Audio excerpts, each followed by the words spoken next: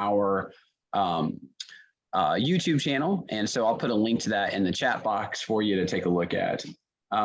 One last comment, we are going to use RStudio Cloud for today. If you have any issues at all accessing the environment, please send me a private message in the Zoom chat and I can help you with that on the back end.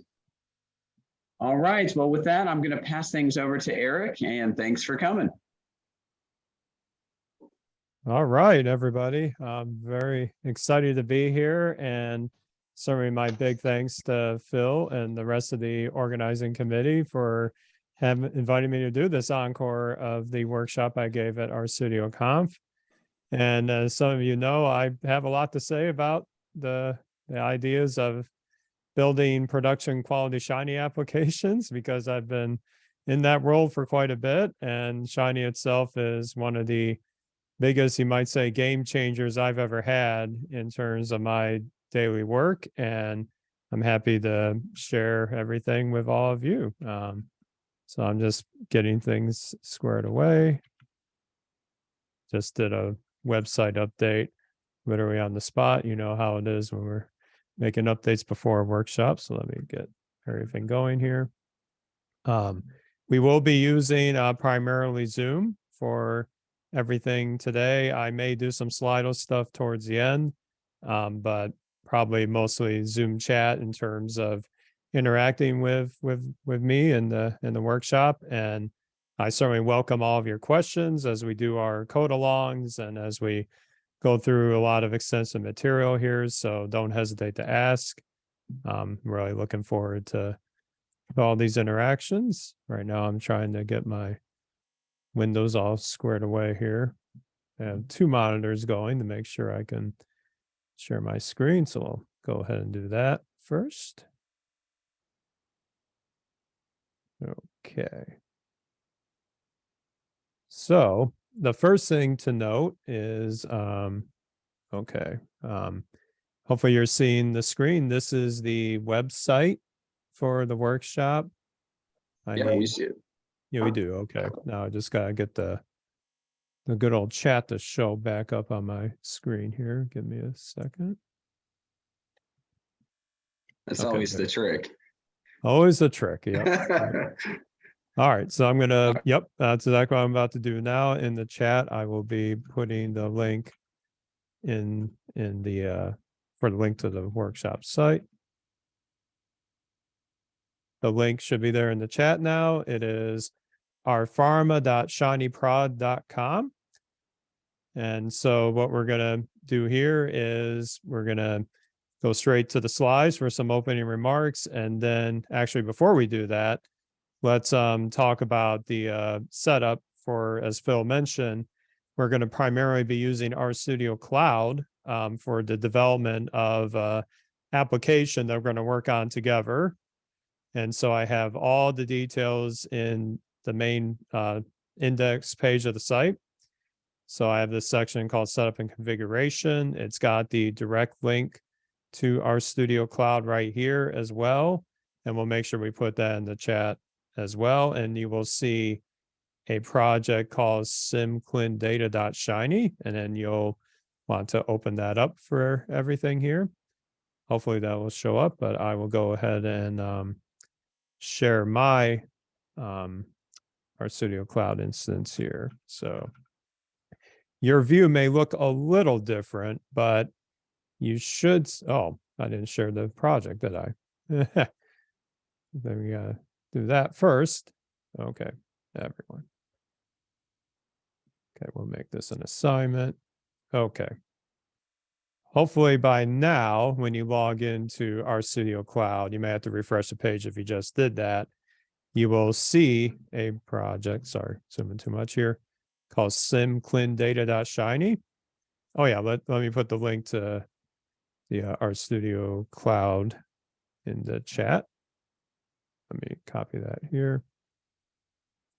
Whoops, wrong button.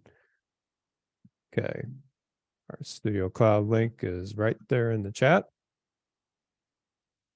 So again, you'll get it directly on the website, but I also put it in the Zoom chat if you want to set yourself up there. So once you have that going, let me go back, sorry, to the of our page here. Now, I've already prepared this project, so it's going to load faster for me, but it might take a few seconds for you.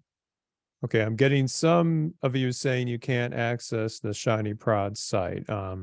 Hopefully others can. Please let me know if you cannot, but I just refreshed it a minute ago. Hopefully it's working for all of you. So when you clone the RStudio cloud project, it may ask you a message about renv needing to restore packages.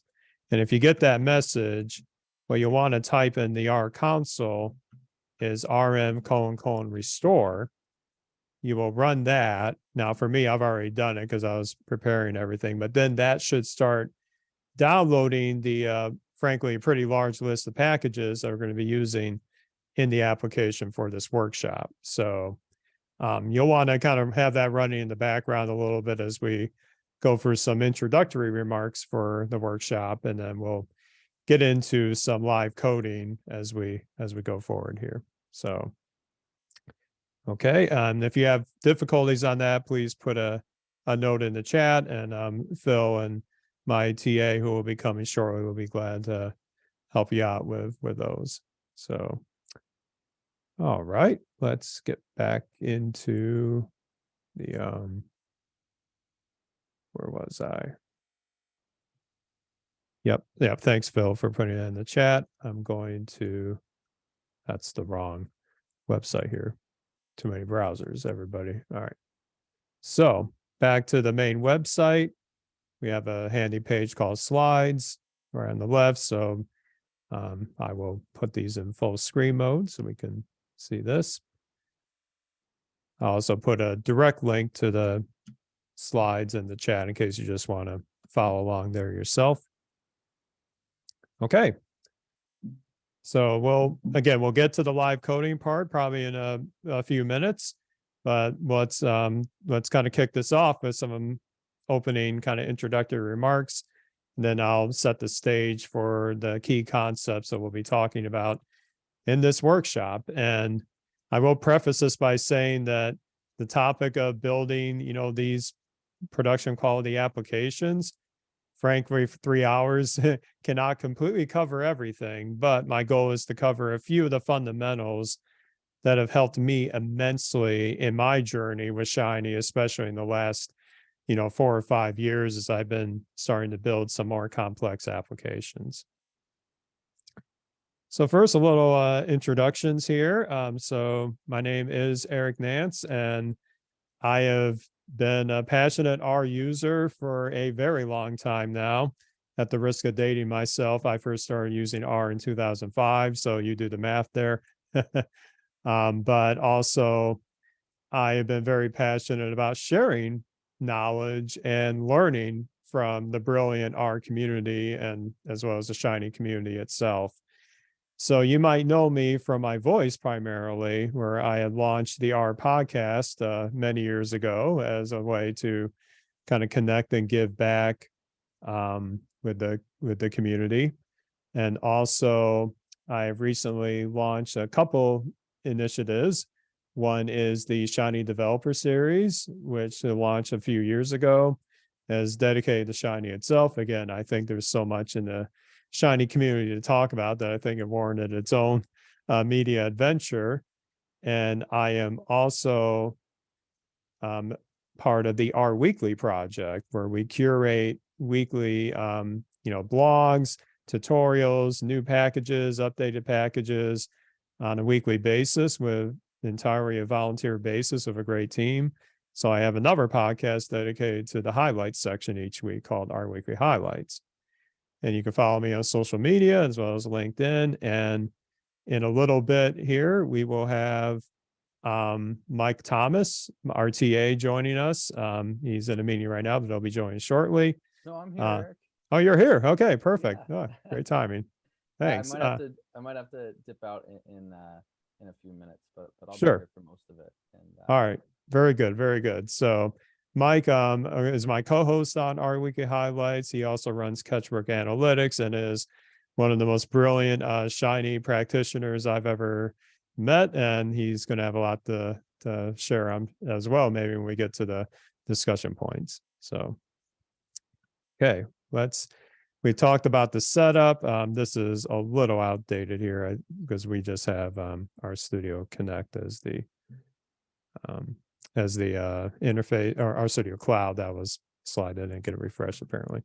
Okay, so let's talk about kind of what it's like to, at least from my perspective, to build Shiny applications. Because in the beginning, when I started using Shiny, this seemed like a very brave new world. I was filled with amazement of what I could do with very little code. And I was super excited to turn some really innovative analyses into, applications to share with colleagues and to share with leadership. And as many in the very early days of Shiny, I got enough to get going, so to speak. But over time, in this new world, things start to reveal themselves that was kind of bewildering to me, especially when you think about the different perspectives someone might need to build a Shiny application as opposed to traditional R programming for data analysis in our typical data science workflows. Now, this new world means that these applications that I'm building are not necessarily just for me anymore. They are going to be for customers. And what are the situations that can occur for building, what is your target user base, or what is your target goal for an application that you're building? Now, when we think of situations where Shiny app kind of takes a life of its own, it gets a lot of traction in your organization or wherever you're working, you might have a situation where you're building this application for many users. Maybe it's going to be an application that's used by an entire department, an entire group. And you've got to make sure that the application is going to meet the needs for this demand of multiple users running this at once. That's one aspect. But to me, that's not the only aspect of what it means to build a production quality application. There are other times where you're building an application that may not necessarily be used a lot, but when it needs to be used, it is in a very high stakes, high profile situation. I'm going to put my context of life sciences on this, since we are at the Pharma conference after all for this workshop. But you could think of this as maybe a Shiny application that's going to be used for a very important decision to be made on whether maybe a data readout should proceed with the next step in a submission process. Or maybe you're reviewing a very promising set of data from a candidate treatment that's being put through the discovery effort. And now the leadership needs to decide, okay, with the data we have here, do we go forward with building the whole clinical program around it? Or you do get your initial results from a high profile trial, and you need to quickly assess, are we meeting the objectives we need to proceed further? And you might have this in front of a very senior leadership, very important decision points, and you want to make sure that in those situations, even if the application itself is not used as very often, that it is working very well and it's not going to be ripe with errors or anything like that as you go forward. And then lastly, maybe the application on its own, yes, it's important, but it is part of a more critical pipeline. Maybe it's part of a very intricate ETL process where you're getting raw data from, say, a lab or another vendor, and your application is a downstream effort to maybe synthesize and massage or clean up that data, build some insights, and then send some feedback, maybe that the user is going to generate, into another system for further downstream effects. So it is part of a bigger picture. So of course you want to make sure that the application is working smoothly on that front. Now, as what I've been trying to outline here in the intro, production definitely has more than one meaning, in my opinion, for a Shiny application, especially for life sciences. I think there are a lot of unique situations, some of which I've encountered more than others. But I think the other part to mention is that some of the ideas, some of the tooling that we're going to talk about in this workshop, they're going to help guide you to that end state of what it means to build a production quality Shiny application in your situation.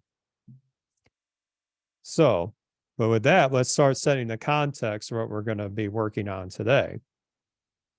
Now, at our Studio Conf, I had a, very, you might say, humorous or, non-pharma related example of data. But for this workshop, I wanted to bring something that maybe we could all relate to, especially in our daily work in a life sciences company or other situations like that. So what we're going to be looking at is what's called synthetic COVID-19 data. We are going to be looking at around 124,000 synthetic patients that have been generated using a tool in the open source community outside of R called Cynthia. And what this is going to give us is it's going to give us a longitudinal set of these simulated patients that in the early years of 2020, early months of 2020, they are actually simulating based on models in the literature effects of being infected with COVID-19, the different treatments that were available at the time, and kind of their measurements in a very detailed way. So it's going to progress. We're going to see their progression, and we're going to be able to use this data as a great way to prototype an application that kind of mimics what you might want to do in a situation in life sciences in general, where you might have an important data set that you want to give a user, whether it's other statisticians or leadership in medical or other departments, a way to get to know that data on an ongoing basis so that they can gain insights and maybe make some decisions based on what they're seeing. Now, before I go further, I am very cognizant that we are in a life sciences type, situation here. So I got to give a little disclaimer. This data is all fake. There is absolutely nothing real about this, in case it wasn't clear before. So I don't want anybody being worried that I'm about to reveal some very confidential stuff. No. This is all built. In fact, one of the reasons the Cynthia tool exists, as I've been reading up on it, is to give researchers, practitioners, and those in the industry a way to build solutions with data that really mimics real world situation. So just wanted to let you all know that before it got a little crazy there. So to kind of set the stage for what we're about to do here, I got a little brief set of requirements, although they're really just more for framing the situation today. But we're going to build a Shiny application called simclindata.shiny that's going to mimic a lot of things that we might encounter in a life sciences type Shiny application. As I mentioned, the data we're going to be looking at is actually spread over multiple data sets. Sorry, let me get rid of that. All right. It's going to be spread over multiple data sets, some much larger than others. And a lot of the times in my daily work with Shiny life sciences, I am dealing with data coming from either different sources, from a clinical trial, or coming from a vendor that's specializing in a custom data set. And we are often tasked with bringing these data together, building relationships among them, and using that as a source for our application. We're going to build some interactive displays so that the user can get to know what is happening at a visual level that's very easy to understand, and also make sure that we have a user interface that's very clean and a very smooth user experience. And then one part that I don't think gets talked about quite as much, but now we're going to be talking about some tools to help you with this, is that we're going to make sure that as we're building this, that we have a very maintainable code structure, the way we organize our code and how we manage the dependencies for this project. Because if there's one thing I've learned in building these type of applications, it's never just shiny.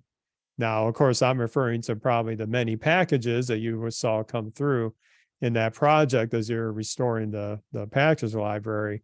But honestly, it can be more than that.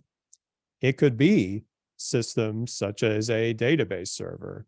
Maybe it's a API that you're serving a machine learning model from.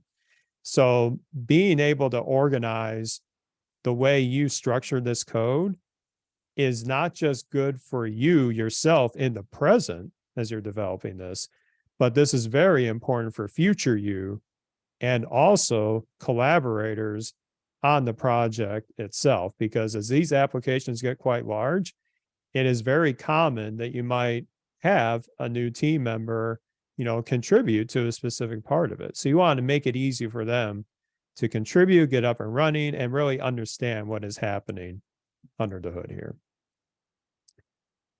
Okay, so that kind of frames things a little bit. So we're going to dive into our first main topic, which is getting into the idea of organizing and getting ready for your development with some best practices that I've been using recently that I think can basically serve as the foundation for building an effective application.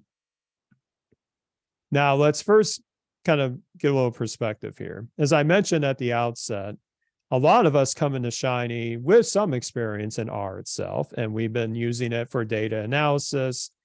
We see here the famous figure that comes from the R for Data Science book by Hadley Wickham and Garrett Grohman, where we're going from the importing stage all the way to communication using perhaps a tidyverse family of packages or others in the ecosystem to generate these data-driven insights.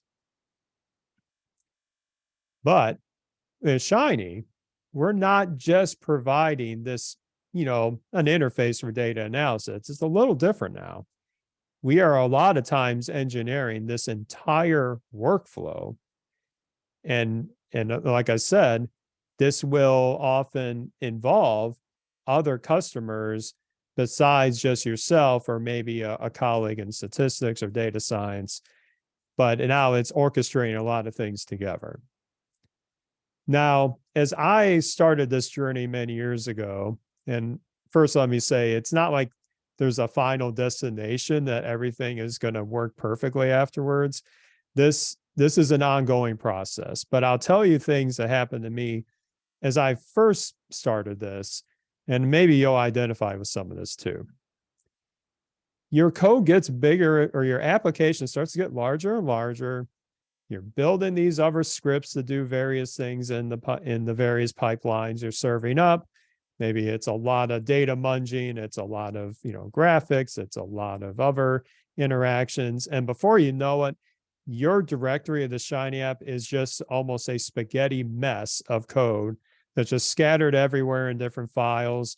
Or perhaps you have one big file, but it's got so many lines in it, you don't really know how to make heads or tails of it.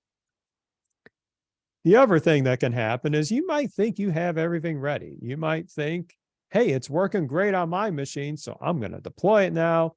Everything should be just fine. Well, maybe not. I've been the victim of this before. I thought I had everything lined up, but nope. Something esoteric error happened with a proxy, or I did not source that data correctly, or it wasn't reproducible. And that can be a downer, especially after you begin all this high work. And then maybe you are working in a team environment, and unfortunately they were working on the same thing you were, and then you've got merge conflicts in maybe your Git or GitHub repository. That is not an ideal situation either, but I've been there. It's happened. Now, what we're going to talk about today are a few principles that can really help you avoid some of these situations. The ones we're going to be talking about today are first having more granular control of your application dependencies. And then we're going to highlight a particular framework for managing how complex these Shiny application code bases can be with a tool that's native to R that will be very, in my opinion, important as we think about these larger scale apps. And then we're also going to talk about creating modules for both organizing your code in a seamless way and having reusability throughout. Now, I don't have time to cover some of the additional items you see below there, but other ideas that you might want to think about after this workshop that can help you out are around rapid prototyping and having a clear plan for testing and having best practices with version control. Those are all very much important in this journey as well. But for the sake of time, we're going to talk about 3 of these today. So let's talk about application dependencies. This may not sound like the most glamorous topic, but I can tell from experience that it is fundamental as you start to build these bigger applications. Now, I mentioned it in a few minutes ago, it's never just Shiny, right? Because we got these external data resources coming in, like I said, maybe a database, maybe an API, maybe other pipelines going into it. We also could be connecting to other execution backends as part of that more larger pipeline that I referenced. But in the specific context of R itself, it means that we're going to have probably a lot more R packages than just Shiny in our application. Now, imagine that as you're building things, it's working great. You got a good prototype going. You're on that way to making it more production ready. And then you might think, you know what, I haven't updated packages in a while. It's kind of like how I think of my Linux systems. I'll just run a package update every week, and what possibly happen. And then also, you might want to install a package from GitHub because you saw that blog post about that great new feature and you're really thinking, yeah, I want to try that out in my app. And you might run something from the remotes package for installing that package from GitHub. And then it'll prompt you for saying, hey, you know what? A bunch of the other packages in your library have new versions available. Would you like to update them? And you're thinking, why not? Sure, I'll select that all option. What could happen? This is a true story. Many years ago, and I say many years ago, you can tell that ggplot 2 version we had in an application was all the way back to version 0.9.3. We had a collaborator that said, oh yeah, when I copied your application code on our systems, yeah, we know ggplot 2 had an update, and then we updated the version 1, but things broke. And I'm like, what? Really? Okay. So then I replicated, and sure enough, my whole plot routine broke because of somewhat breaking change that was introduced after version 1. And that got me kind of, you might say, a little upset because did all this work? It was an innocent update from someone else, and sure enough, it all just broke. How can you protect yourself from this situation? Take control of it. And the best way to take control of this, especially in the context of Shiny, is using renv. Renv, however you want to pronounce it. I think they're both acceptable. The goal of renv, that's how I pronounce it, is that is going to give you a way to create reproducible environments for any R project, definitely not just Shiny. It is the next generation of PackRat, which came before this from the same author, Kevin Uche from our studio, Now Posit, which the goal of it is to create an isolated package library from the rest of your system.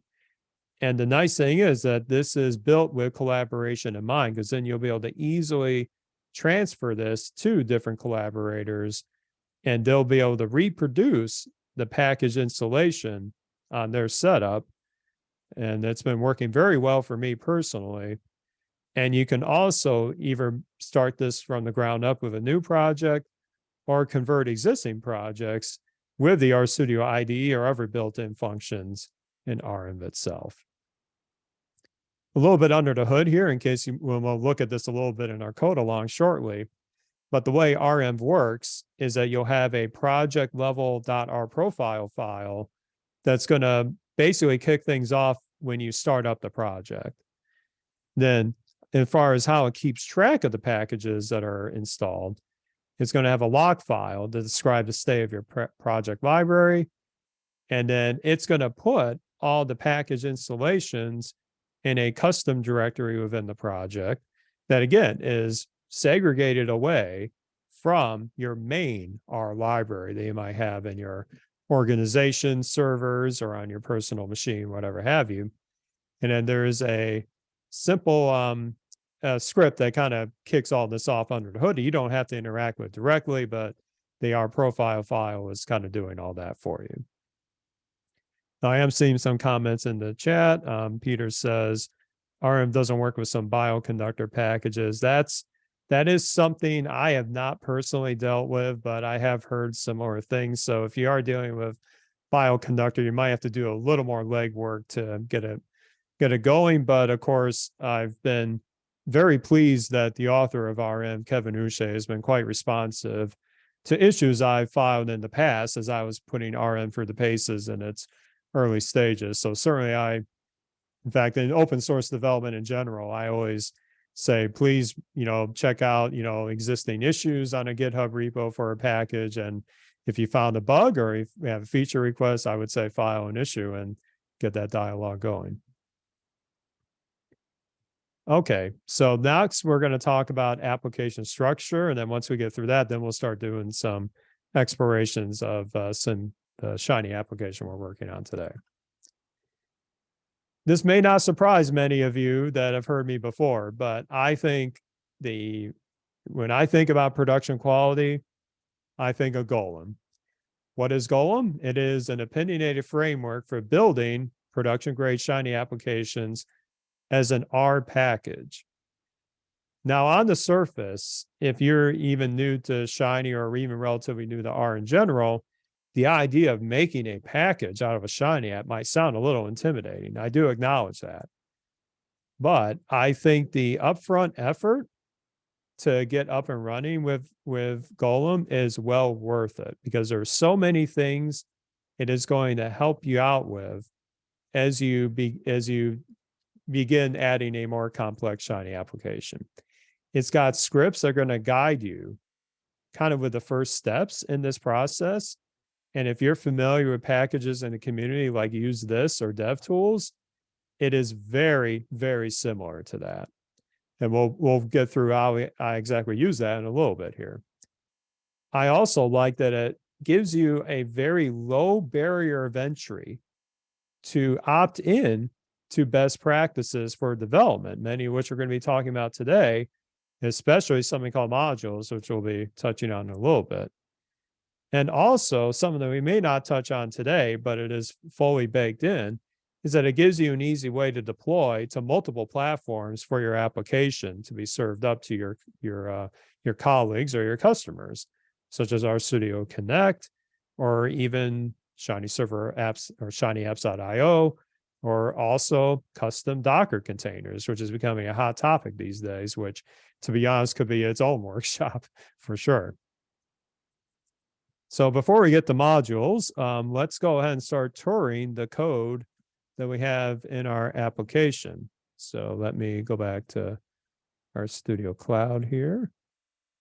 I'm going to resume here. So I know there were some issues I saw in the chat about getting the package library restored. I'm hopeful that most of you are able to get that resolved. But certainly if you're still having difficulties with that, let us know in the chat, and hopefully we can get some help for you there. Okay, let me start exploring what Golem's all about here. So let me get rid of this banner here.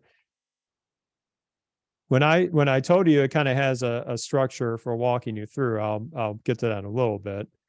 But this is what it looks like when you build an application with Golem, is that it's going to give you most of these files right off the bat, although I've added renv, in companion to it. But where you want to start with Golem project is in the dev folder. This is kind of like your place to start kicking off some of the various, helpers, the various built-in functions to kind of get you on your way. First, we have the start. This is, again, kind of like the use this methodology, where you will now kind of fill in some of the boilerplate for your package, infrastructure. Some of it's optional. You don't have to do it right away, but it's kind of nice to kind of get things going. So you can fill in the package, metadata, so to speak, if you're going to be releasing this as a package, perhaps in your internal organization or the like, you can fill out some metadata there. You can add licenses, you can add readmes, you can add all these kind of nice things that you might have in a typical package structure. If you're not using Git, you can opt into that with a little wrapper to use this. You can also build in helper functions to help you with some more common operations. I've done some of that already, which we'll be using perhaps in the code itself.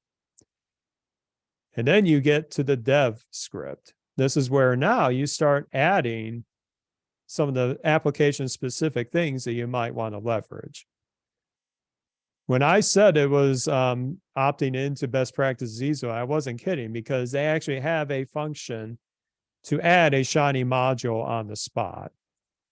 That is super nice. And we're going to walk through kind of what that means in a little bit here, because sometimes when you're new to something like Shiny modules, it can be a little intimidating to figure out what is the lingo to have in your boilerplate for putting that into your main application, how to call that with the server side, and how to put that in the UI side. So Golem is going to help you fill some of that boilerplate for you as we go through that. You can also add in extra R scripts that maybe be your landing place for business logic functions.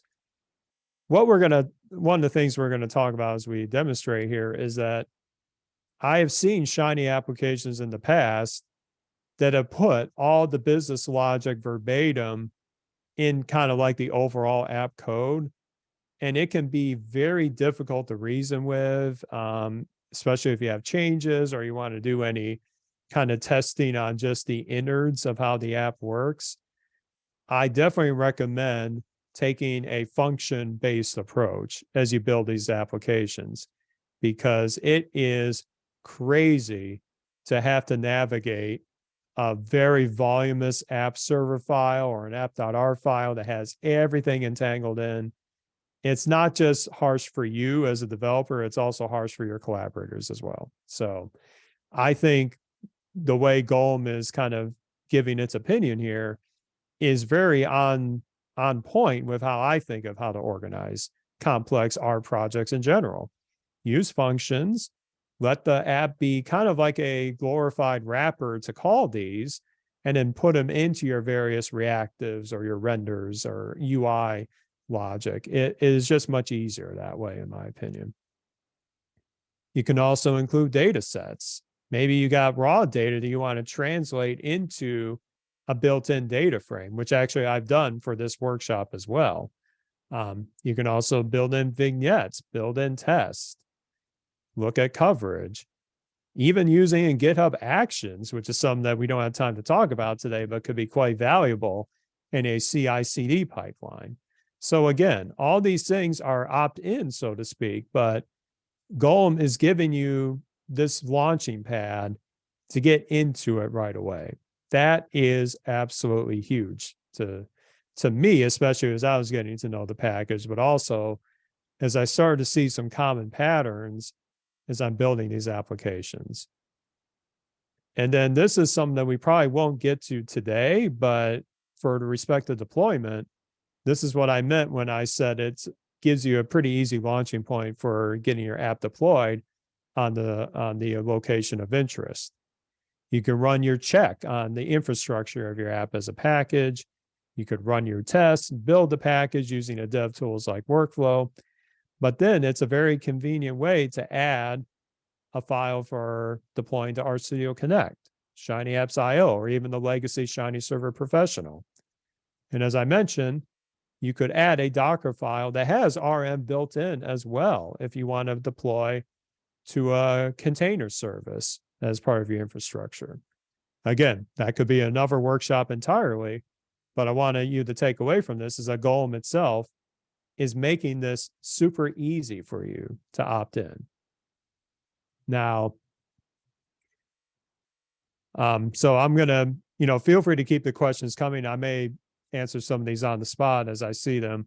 If you haven't noticed already, I'm kind of treating this workshop as a hybrid of laying out foundations and also giving my practical insights. It may not necessarily be on the slides. This is an approach I've taken in my recent live stream adventures from many months ago. But Alexis asks, is there a preference between Golem and Rhino? That's a very interesting question. And I do feel I want to touch on this now because Rhino has been getting a lot of well-deserved praise in the Shiny community ever since Absalon's Shiny conference that occurred earlier this year. Rhino takes a different approach to building a complex application. I would say they take the approach that would be more, you might say, approachable to those that may not necessarily have the strongest background in R itself, but they have a very strong background in other frameworks for software engineering and software development. Maybe they're coming from building JavaScript applications with Node.js, or they're coming from Python. They've been building Flask APIs or other applications in that, and they're used to a certain workflow. So Rhino's big difference is that the app will not be a package. It will be a set of organized code, but they're really building it in such a way that it is meant to be accessible, I think, from more of an engineering mindset. To me, as someone who's been using R for a long time, as I mentioned in my introduction, I'm now very comfortable with the R package framework, but not everybody is.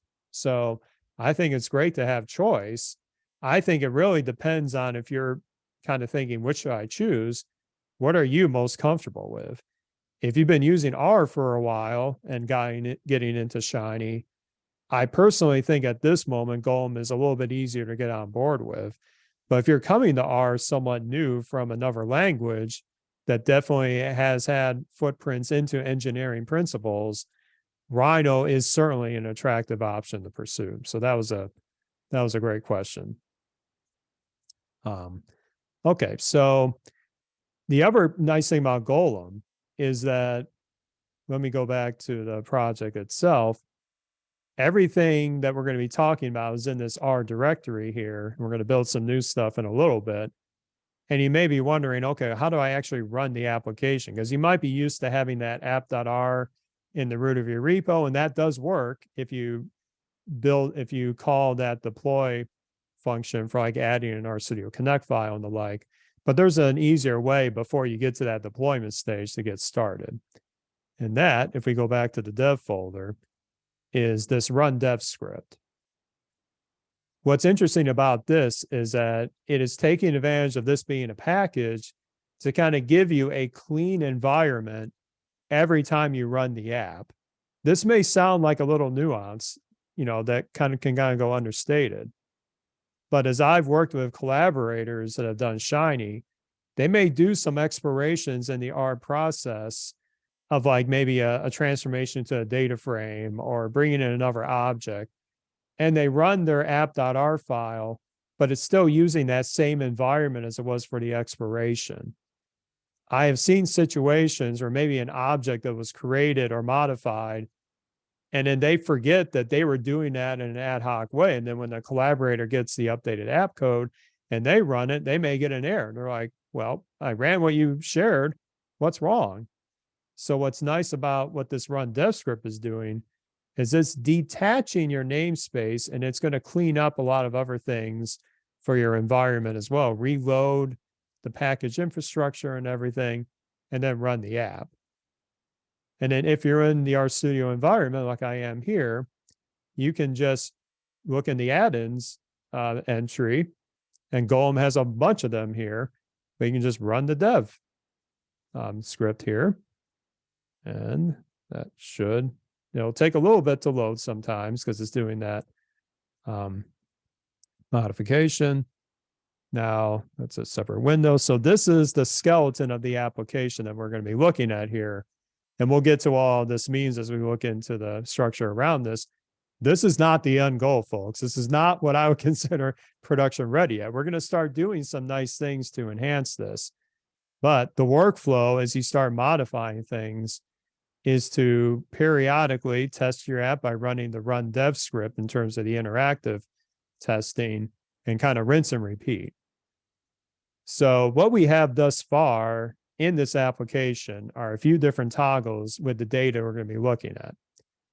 We're going to have the ability to subset the range of patients that are selected based on a certain, date range, as well as categories of age and the type of visits that they encountered in this, again, fully simulated kind of, event stream of their experiences with COVID-19 or other illnesses.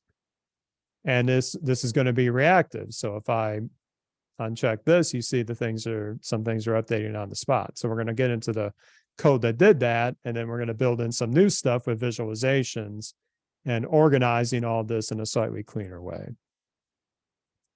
All right. So that's kind of at a high level of what Golem looks like on the surface.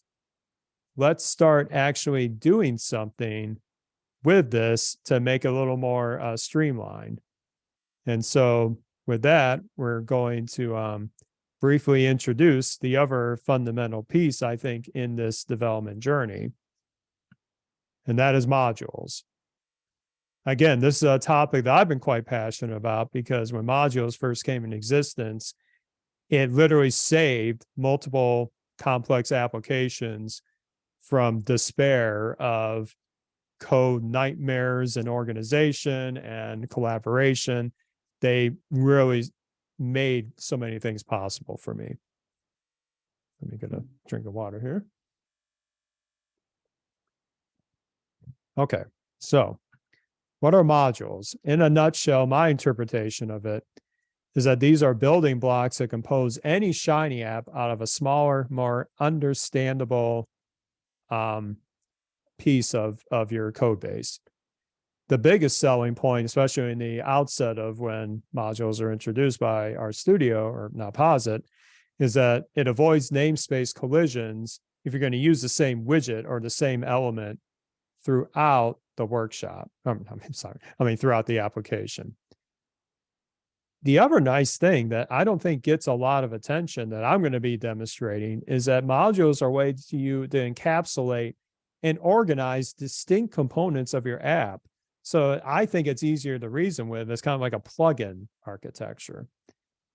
And then also modules are another key step to facilitate collaboration because the fact of organizing these interfaces and the backend functionality into their own distinct components make it so that you could have a collaborator work on maybe that interactive table that you want to serve up downstream in the app.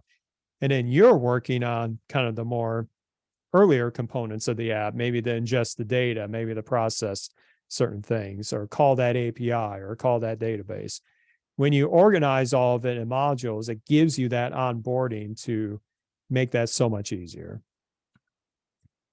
Now, this should sound kind of familiar, especially if you've been around the R ecosystem for a while, because R functions also can help you avoid namespace collisions and variable names with general R code. And as I said, with any of my general R projects, building a function approach is absolutely essential for these more extensive workflows. Now, if we look at the anatomy of a function itself, let's just take a hypothetical example that I was going to make a function out of a UI element in Shiny. This was taken from the workshop from months ago, but it's fine for today. If I had some checkboxes, or a checkbox and a select input of either just some Boolean thing or some choices.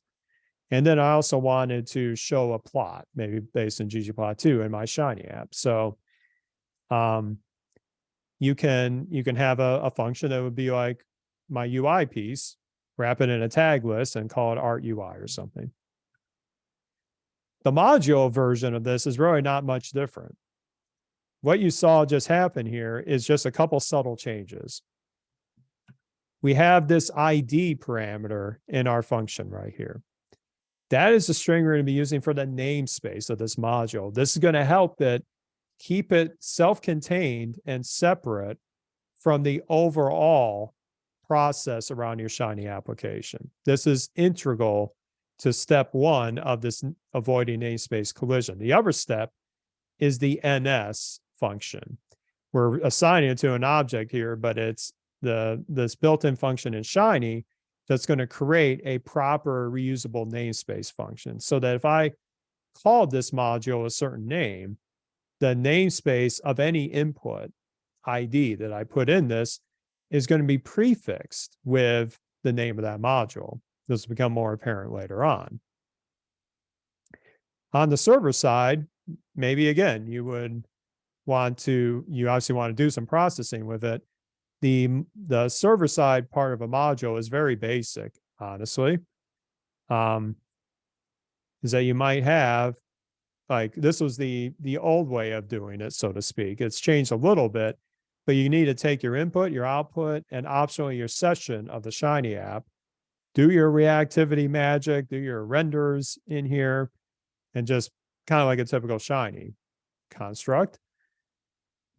Now, in terms of like the approach that the Shiny team is recommending today, this is what the server-side component of that previous module might look like.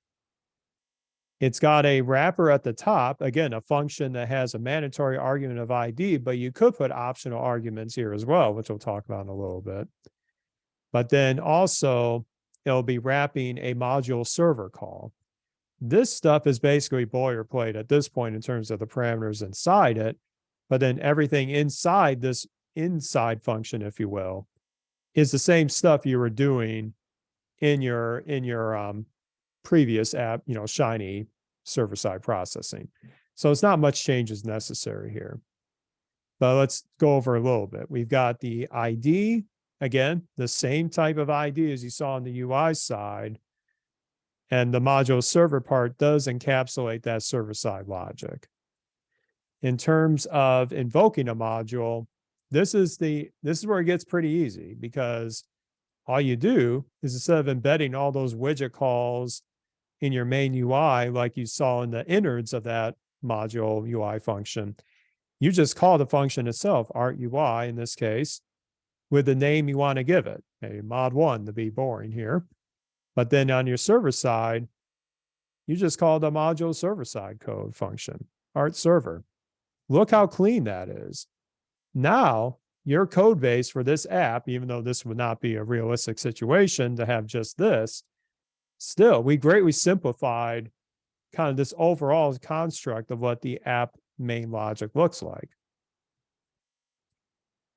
The other thing we need to talk about is that just like any function, you can have inputs going in and stuff going out.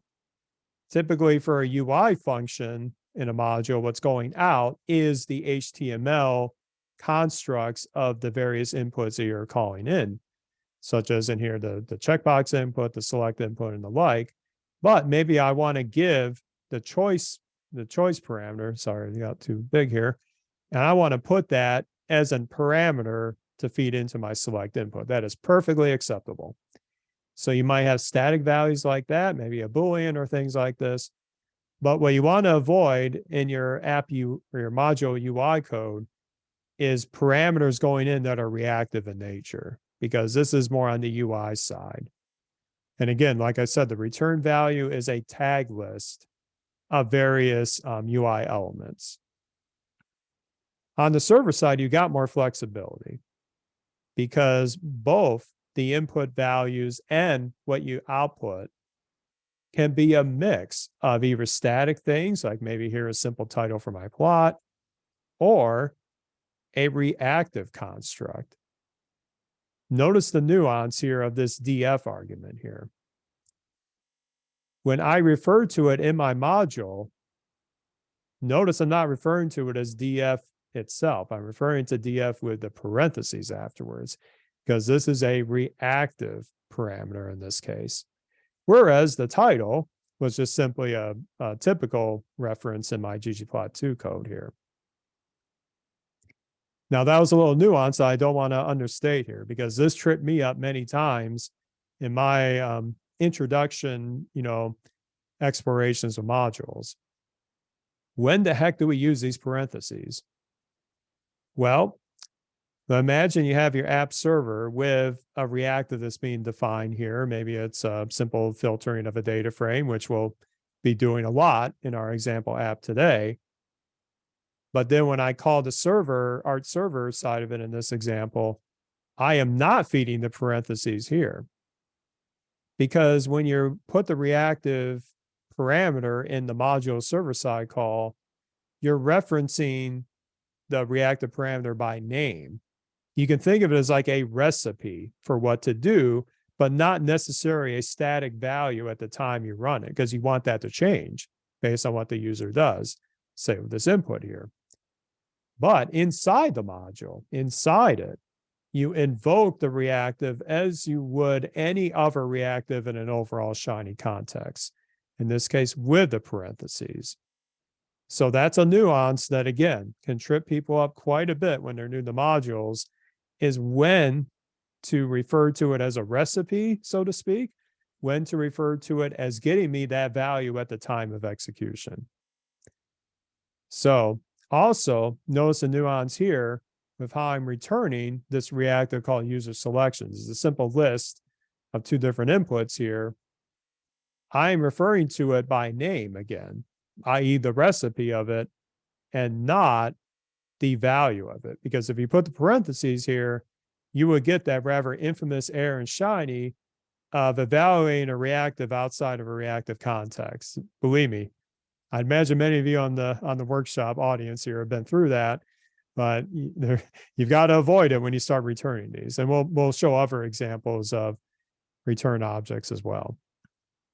So I think what we have here is we're going to probably I'm going to take a couple breaks in the workshop. Let's take about maybe a 5-10 minute break, give or take, probably 5 minutes. And then we'll get into the code along in the interactive portion of the next stage of the workshop. So yeah, let's take about a 10-minute break. I forgot to put the timer on here, but then when we get back, we're going to do the code along together of not only exploring the Golem and RM more in depth, but also exploring some of the modules we've been using and using some of the lessons we learned from the previous material and start to build some new stuff. So, okay, with that, we'll be on a little break and we'll be back about, we'll call it 10:10 Eastern, make it even. So about 7-minute break. So feel free to put questions in the chat if you want to ask and we can respond to that. Otherwise, if you want a refreshment or whatever, go ahead and we'll see you back here in a few minutes. Whoops. Get the chat to show up again.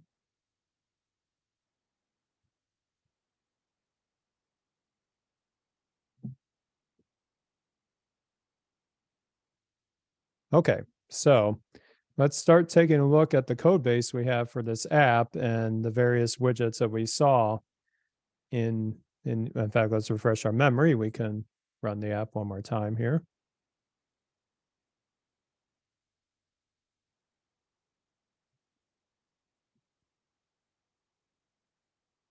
So right now there's only like one interface element, so to speak, and we have these 4, I call it info boxes. And by the way, what we're using with this with the interface of this is BS4-, which I'll be talking about extensively in the code alongs here.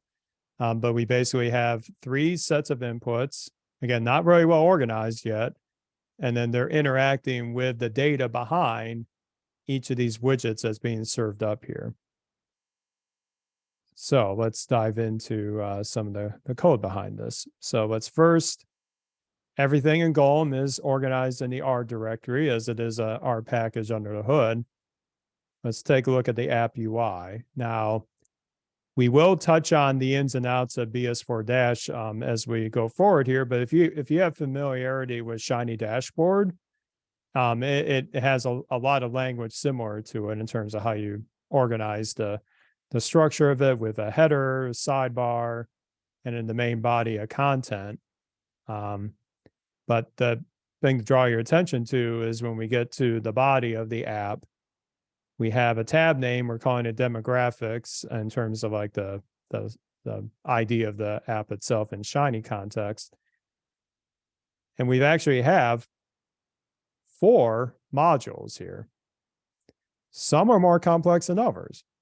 We have a module for the date select, module for the age select, that we're calling it, a module for the type of encounter that's being selected, and then the module for kind of like the infograph stuff, or the widgets, called mod demographics. So let's take a look at one of these first, because it's going to illustrate a couple techniques that, in fact, why don't we get to the server side before we do that? Now, save your thoughts on database, this con part, for the next section where we talk about databases, but we are leveraging a SQLite database under the hood for this. So keep that in mind. And then we got some helper functions, but then the key part is we have a few reactives to the data. In fact, it's probably better that before we dive too much further into this, I'm going to give you a preview of what the data looks like. First, I'm going to load all from DevTools here. If you want to follow along, you can run this too, or as you can just kind of watch for the ride here. But I have data sets that mimic what's in the database as native R data frames. So we called it, their prefix was sim. So you might say data sim patients. Then we can use dplyr. And then we can do a glimpse on that just to see kind of what we're dealing with here. So this is the patients table that we're going to be using in the workshop example here. We have about 198 of them, but it's got various demographic information. Nothing too fancy here, but we're going to be merging this with some other data as well as subsetting based on their age and other characteristics. So we're going to be using that in one of the modules here as we go forward. And then we built some okay, let's take a look at a module first. So we had a module for, if we go back to the UI side of it, for selecting the age. Here's what that looks like. We have ourselves a simple checkbox input. In this case, I'm actually using the Shiny Widgets package, which is another very interesting package in the Shiny ecosystem. They give you additional input widgets that are, you might say, a little more styled, a little more customizable than you might get in the built-in Shiny input widgets that are built into the Shiny package itself. So I highly recommend checking out Shiny Widgets if you want to look at some alternative input widgets that maybe give you a little extra style, a little extra functionality in your app. But we have a simple checkbox group, and we have different categories for the age here. But again, just like you saw in the code, we prefix it with a namespace in the ID. Instead of just saying the ID, input ID is age input, we said the input ID is wrapped with NS of age input. We're going to select all the choices by default, and then the Shiny Widgets package has this little status that gives you the color when the boxes are checked. You can see I was experimenting with a slider input and prototyping that I went away from. Now, here's the server side. Now, the biggest reason why I did this, I was experimenting with this before. You might say this module might not necessarily need to be in a module because I pivoted away from this more dynamic slider input. But if you want to feed in static parameters to your module, you can certainly do that like I said, by putting the static argument in your module server function definition, then you can use that to whatever you like. So when I had the slider input before, I had a dual level slider and I wanted 2 levels to be dynamically driven, so to speak. But in essence, this is just grabbing the value directly. So nothing too fancy. But if I want to do anything more complicated with the input widget, a module is a good way to kind of do some complicated things with still keeping my server-side component relatively clean in the main app logic. We can look at another one where we have for the date select. This is where we had the 2 dates that the user could select. The date range input. Again, I was trying to do something fancy before the workshop with default values. I ended up not doing that here. But again, if you need to do complicated logic, modules for these widgets can be an interesting way to go. Lastly, for encounter select, this is where we are going to do something with this. So we're going to look at this kind of more in depth here. This is the one I meant to open earlier. You notice that in this module, I am actually saying that the choices that the user can select in this checkbox group is null. You may be wondering, why on earth am I doing that? Well, one interesting thing is that in this situation, you might imagine that the data that's coming into this app from a database is being updated regularly. Maybe it's a database connection to a server like Postgres. Again, we're going to touch on a lot of this in the next topic here. But in essence, something is going to be dynamically changing certain components of this widget. In this case, it's going to change the choices that I'm serving up. Here, what I'm going to be taking advantage of is a very interesting functionality that many of the input widgets have to dynamically update something based on another input, or input's a bad choice of words, another, item that's going to dictate what's shown to the user. And that is this update family of functions. This is something I did not use very much at all in my early days of Shiny development, was this update family of functions. In fact, again, I'm going to be pretty interactive with this. If we go to like the Shiny package documentation, in fact, Shiny widgets, because we're using Shiny widgets. But if we scroll to the help files here, you see like this update awesome checkbox group.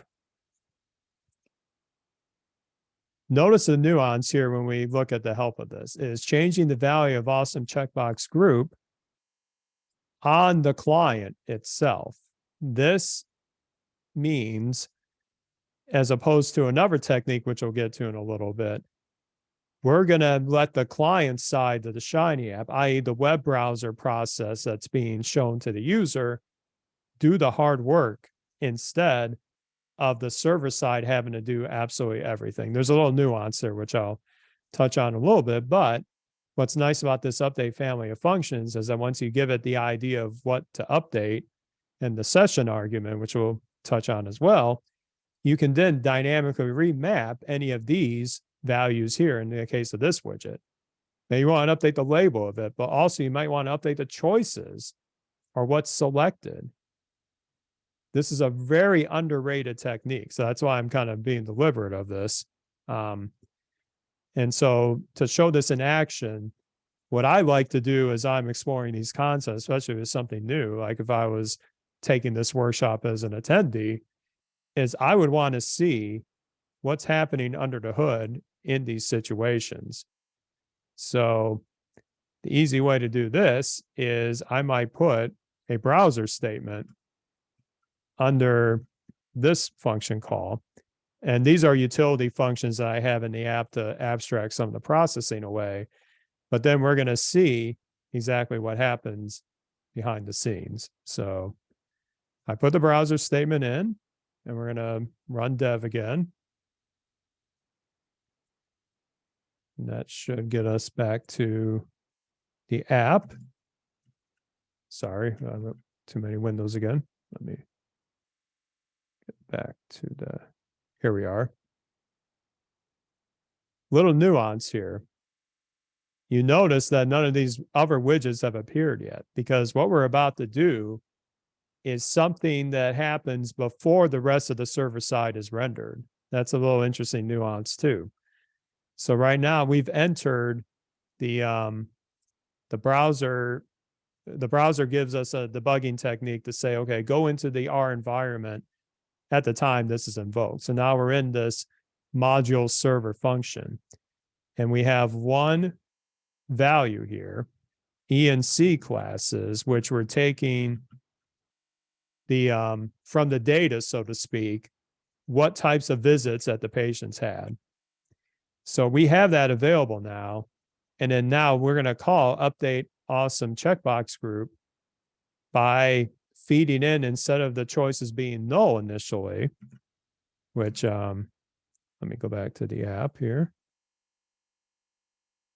You notice encounter class doesn't have anything right now underneath it. The checkboxes are gone. Well, they just never appeared yet because we didn't give it anything.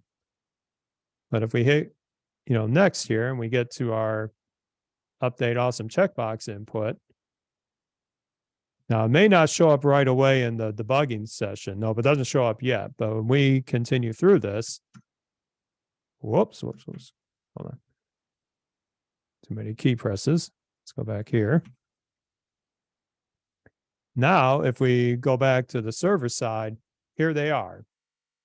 They're all evaluated, they're all checked, and we got our widgets right here back to normal, because these widgets actually depended on what was being selected here. That's another nuance we'll talk about as well.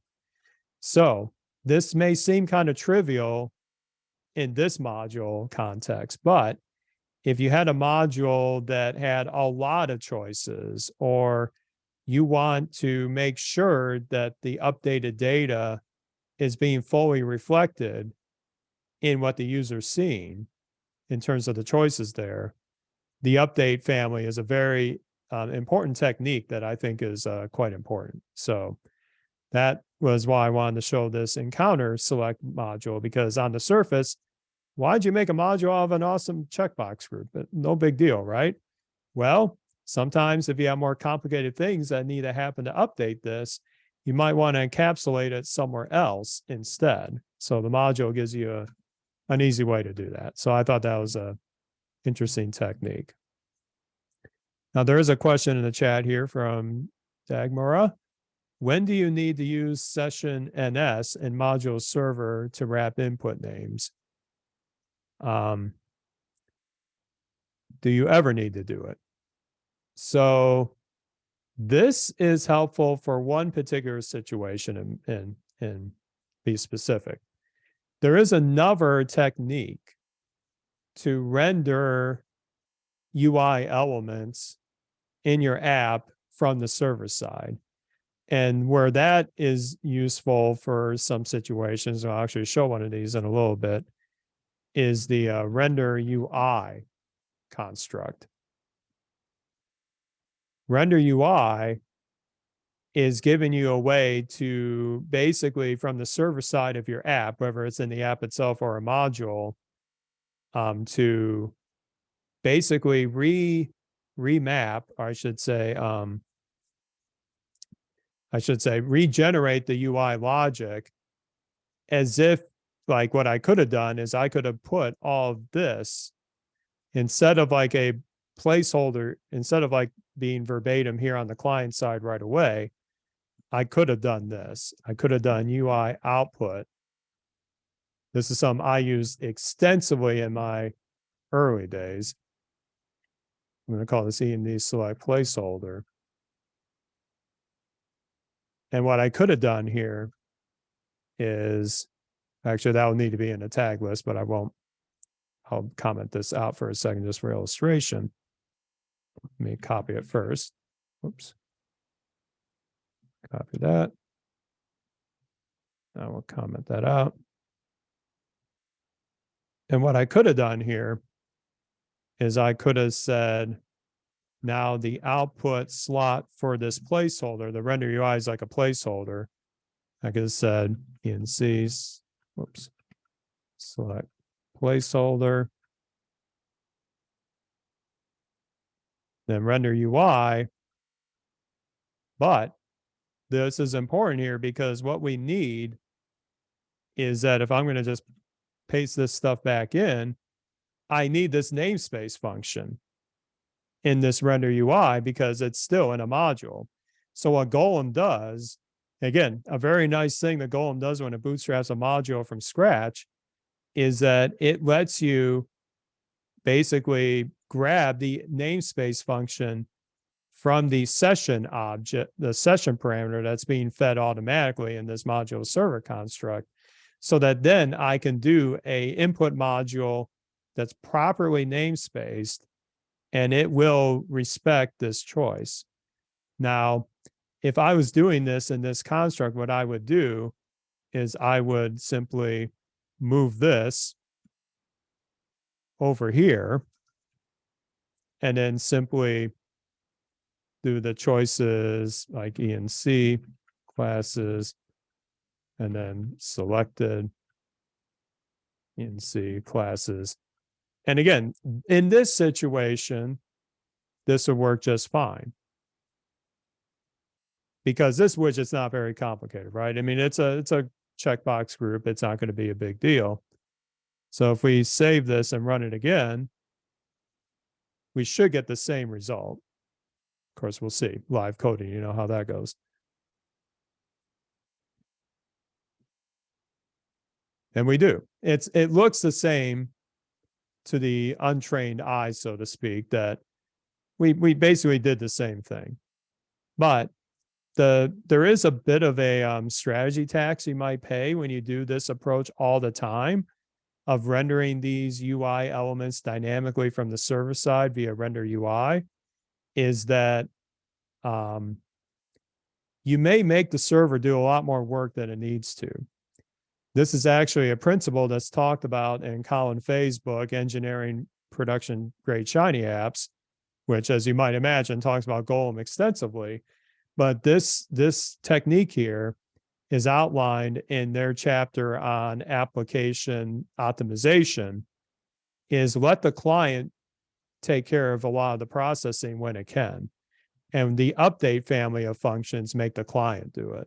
So that's a little nuance that, again, in this particular example may not be as obvious, but it can be really obvious if your server is already doing a lot of things. You don't want it to do too much. So that's quite important here. That was a good question. I'm glad we had that. It brought me on this other tangent, but that was interesting. So I'm seeing some notes about getting the error about sim patients not being available. So what you have to do to get the sim patients table available, first you have to run DevTools load all, and then you'll get these warnings. Don't worry about that. That's a namespace thing with the package infrastructure. Then you have to call the data function sim patients, if I can type.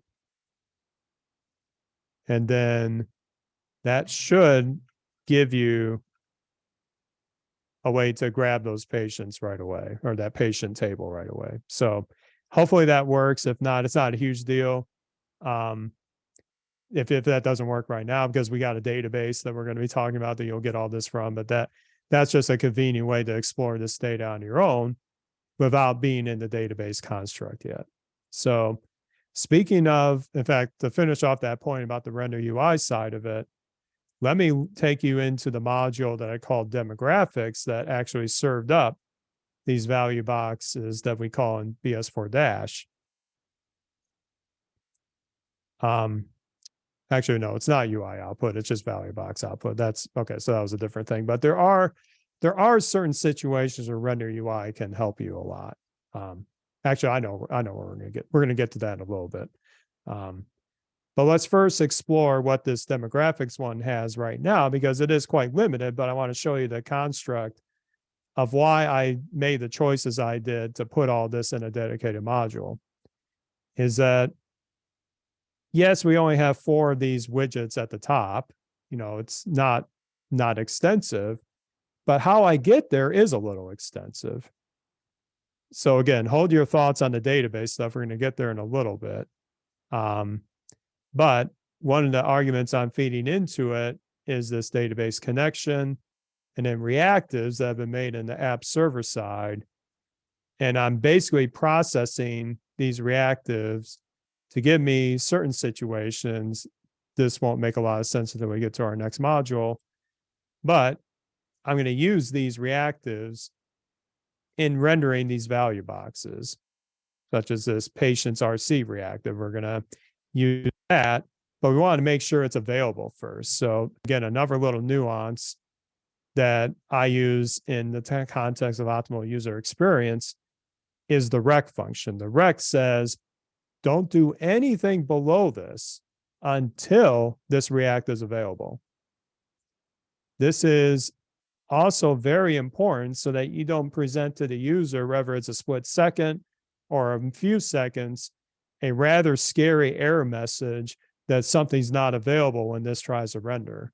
That can be a bad first impression to a few people that your app may be going to. So you want to suppress anything when you can. Easiest way to do that's the rec function. But basically at this point, I'm just doing some dplyr magic to get some average health expenses in this case, and then render that in a value box.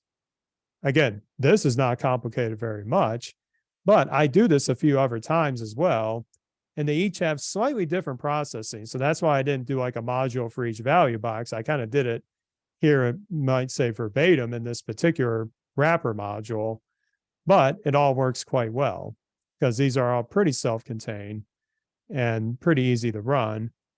But you can see sometimes the processing around it's a little more in-depth than others. So that was one of the design choices I made to put this demographic stuff into its own dedicated module.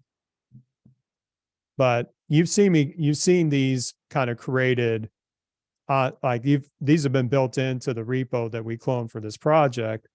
Let's live a little dangerously here. Let's build a module from scratch and kind of show you the thought process around it.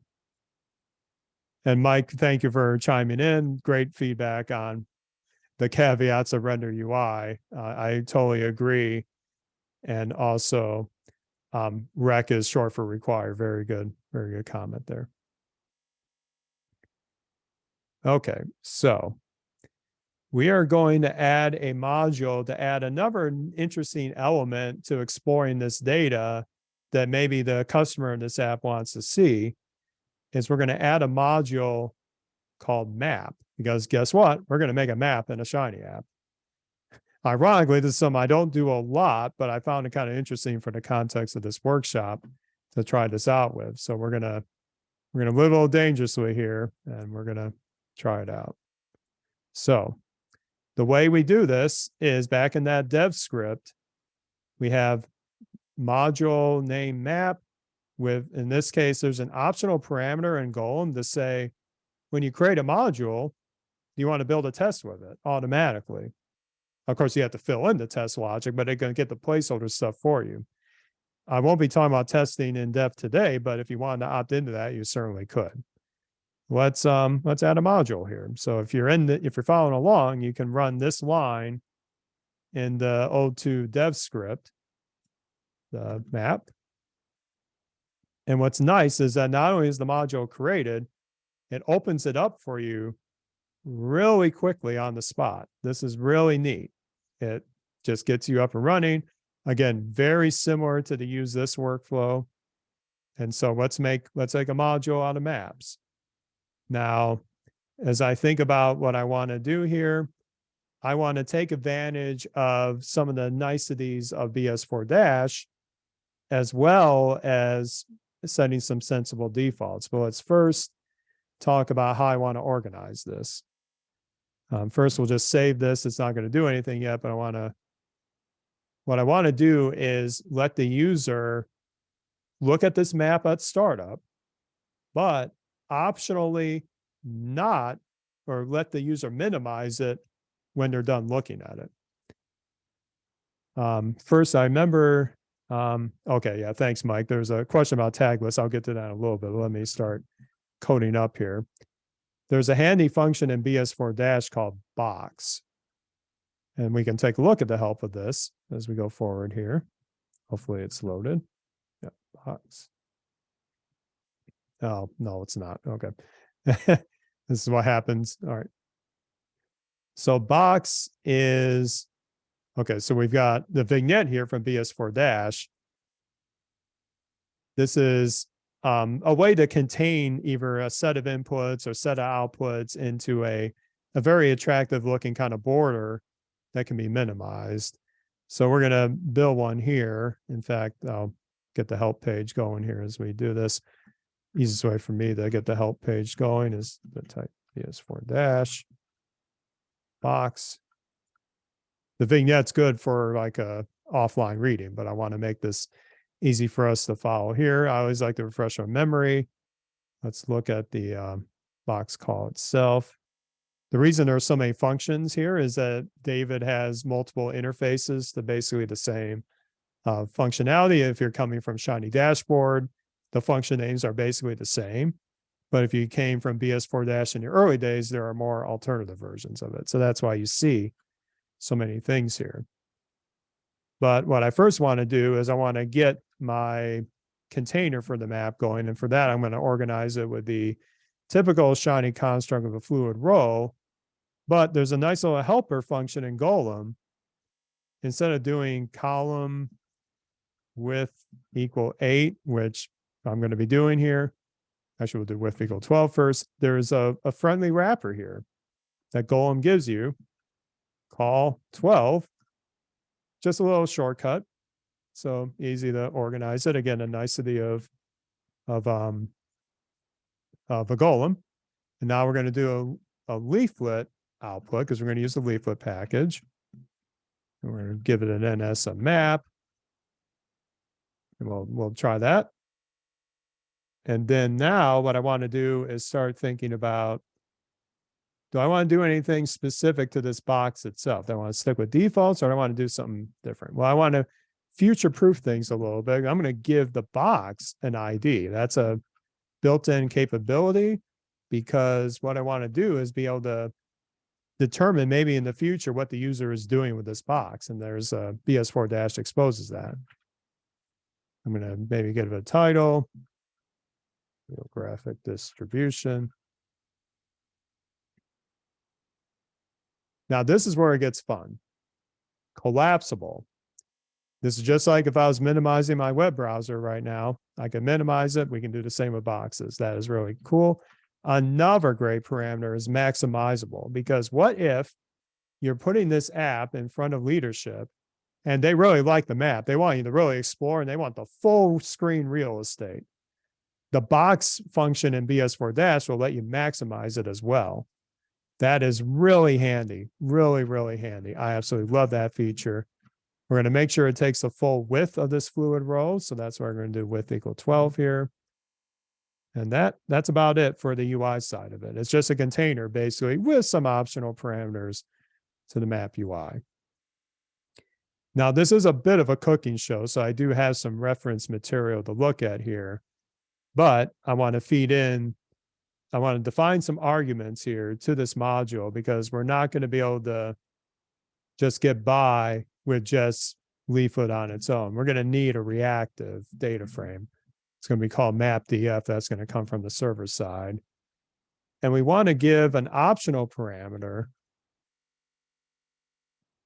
for where the map is going to be zoomed into. So we'll use this in a little bit.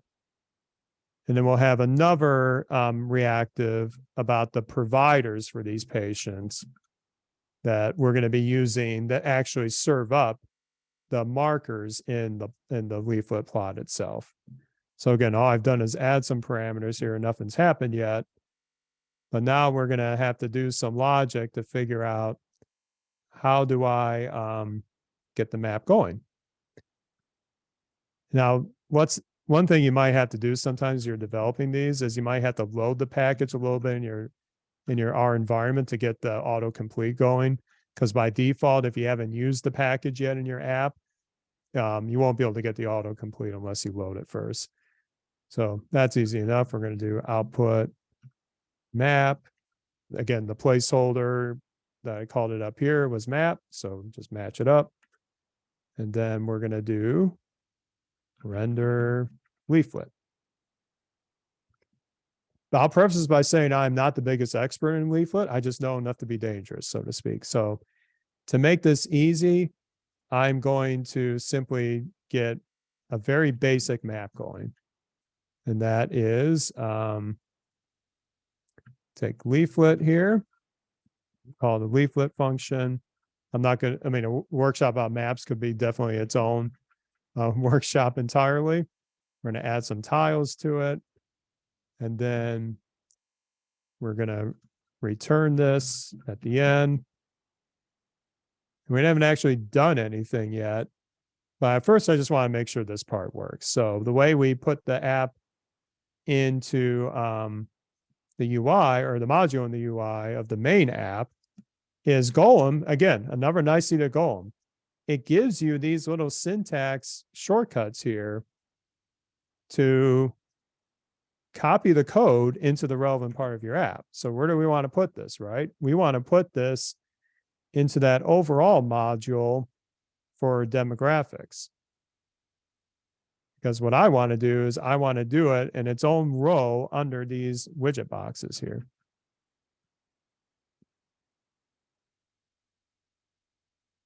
There, simple as that. Fluid row, mod map UI, map 1. And then going back here, we want to put this in our server-side logic so that it's called in the app.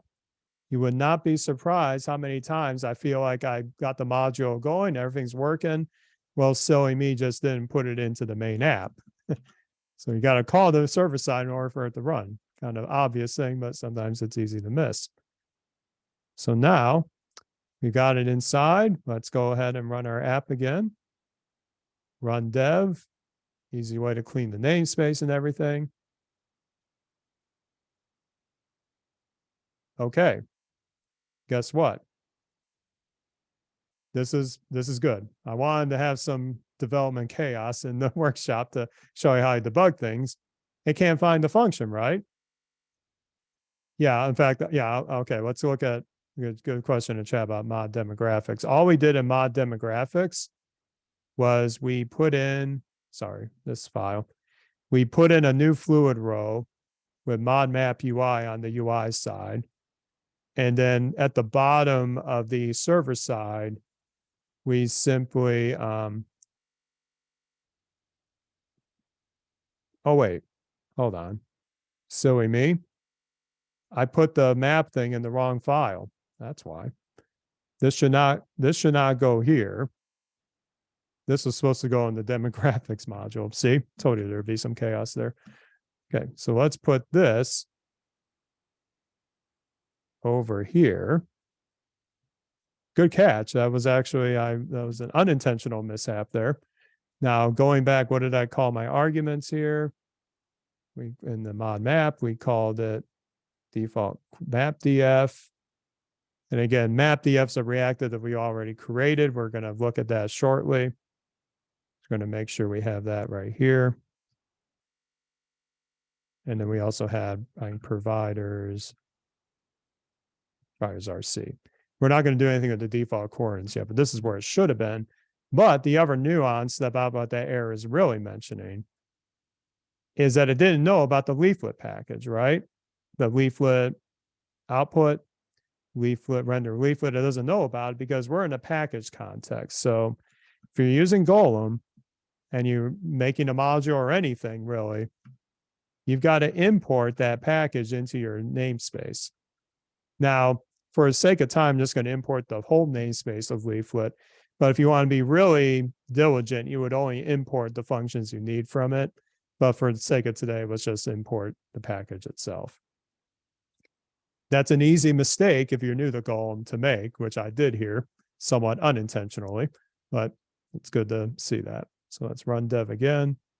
Oh, my session is currently busy. Always have to remember to stop your session if you have that going. Run dev again. And now, well, another interesting error. We got the box to show up, but the map doesn't show up. So let's see what we did wrong there. Go back to mod map.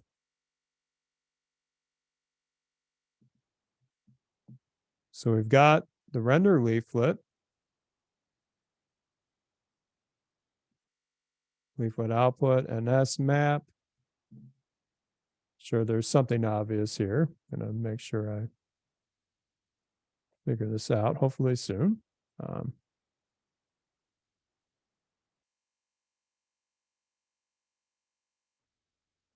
Return M. But add tiles. Okay, let's see. Make sure I've matched everything up. Oops. So we've got mod map UI. Mod map UI. Need a namespace there, Eric. You're right. You're right. You are exactly right. This, I wish I could say that was on purpose, but it wasn't. But if you're nesting modules within modules, you need the namespace, this call as well.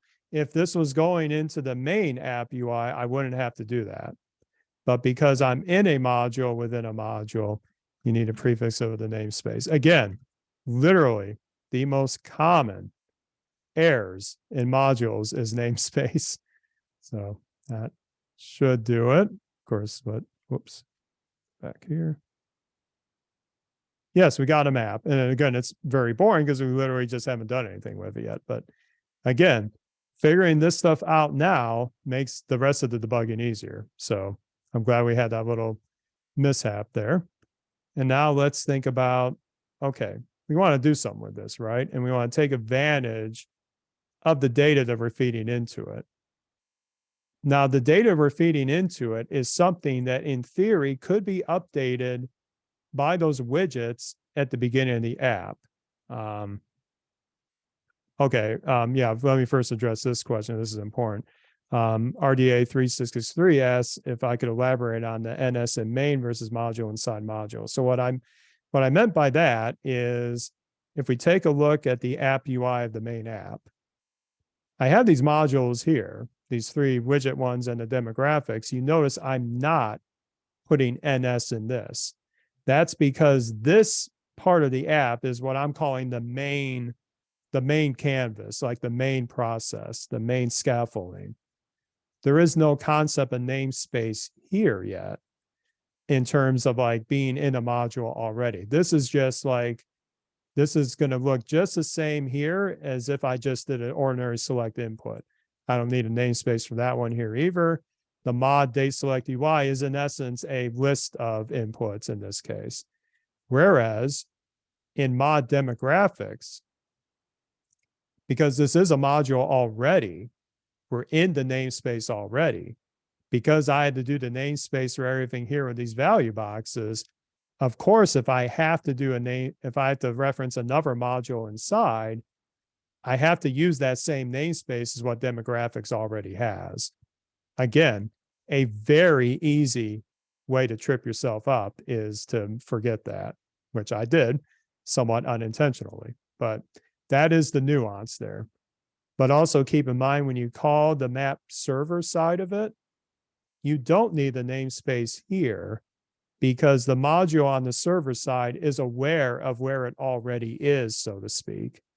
So that's why, in fact, whenever we have any of these outputs here for the value boxes or the other things that we could call in here, we don't need to do namespace calls when we reference them. So on the server side, you don't have to, but on the UI side, you do have to in this context. So that was a great question. And again, it trips a lot of people up here. So, okay, so let's figure out how do I update the map with less friction as possible.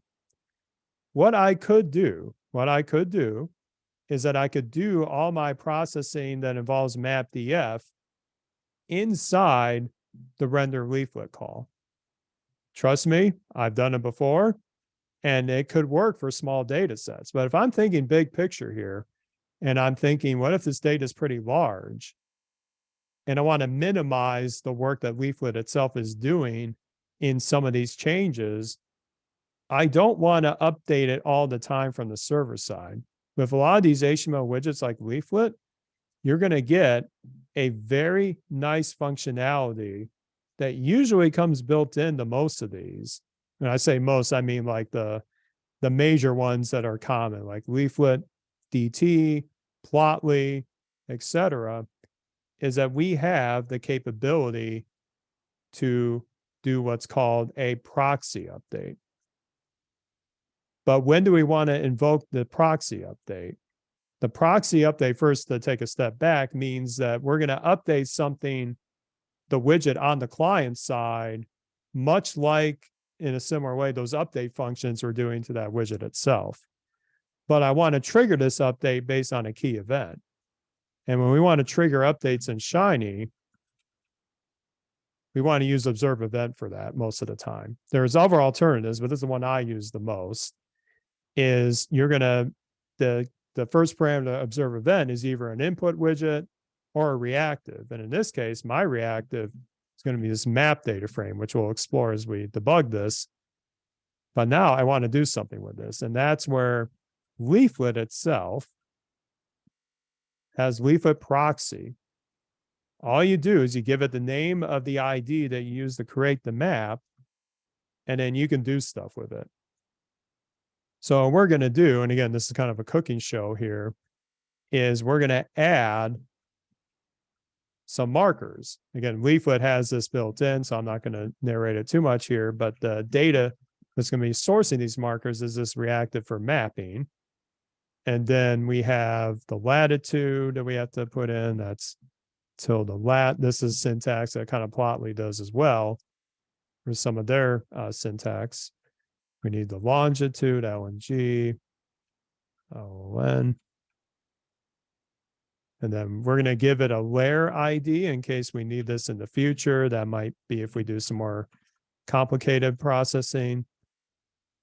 And then we also want to make it so that in the real situation with the full data set, we want to basically cluster markers together. And so Leaflet has a handy function called cluster options, which means that if a bunch of markers are in the same general area, it'll kind of put them in one place and then you can blow it out after you zoom in a bit. So we're just going to do that. And then that way, we're going to put these markers in dynamically. Hopefully this works as advertised, but we will find out. Okay, run it again. It did. Now, of course, the downside is we're still zoomed out to literally in outer space. But if we start zooming in here, well, by the way, all these patients are coming from Massachusetts. I believe it's because the authors of Cynthia are from there, I believe. But as we're getting here, now we're starting to see the markers, which are corresponding to where the providers that are basically the doctors that these patients are seeing resonate from. We haven't done any tooltips or anything, but we're now seeing kind of the overall geographic distribution, but we can make it better, right? So the way to make it better is to get that nice default zoom the right way. And so you saw I did nothing for this default coordinate right now, but let's figure that piece out, shall we? So we actually do that in the mod demographics server side of it. At least I thought I did. Let me take a look here. Or actually, no, that's fed in the app server side. So sometimes you have to keep track of a bit when you nest modules together. But that's where I've kept it in here, I believe. Let's see here. Let me do a search here real quick because I may have taken it out for the code demo. But whenever I can't find something, I do find in files, default coordinates. Where do we have it? So it's fed in there. Okay, so I don't have it in my server side yet, so I'm going to go ahead and find that in my copy offline here. That should be my main app server. There it is. Okay. I have a handy utility function that does it. If you're wondering where all these utility functions are, they're in this fct_helpers script. And we'll get to some of that in a little bit. But I want to make sure I get this part going here. So going to put this probably after here. So that's going to get, that's basically going to give me the latitude and longitude, like the bounding boxes of the outer limits of where these providers are located. And then we're going to make sure that is fed into the demographics module. It is already. And then that's going to feed it into, it's going to be specified in the map server. We're going to do that over here. And then we're going to go back to the map server and we're going to actually do something with this. So the way we do it here is we're going to add this, a little bit of logic into the render leaflet call to say, if we have this, we're going to use another function in leaflet called fit bounds to say, okay, now at the initial startup of this map, zoom in to these coordinates. So again, this workshop isn't meant to be about maps, but it's just another nice thing you can do from a usability standpoint if you're going to serve these up to your user base of the app. So I'm going to run this again.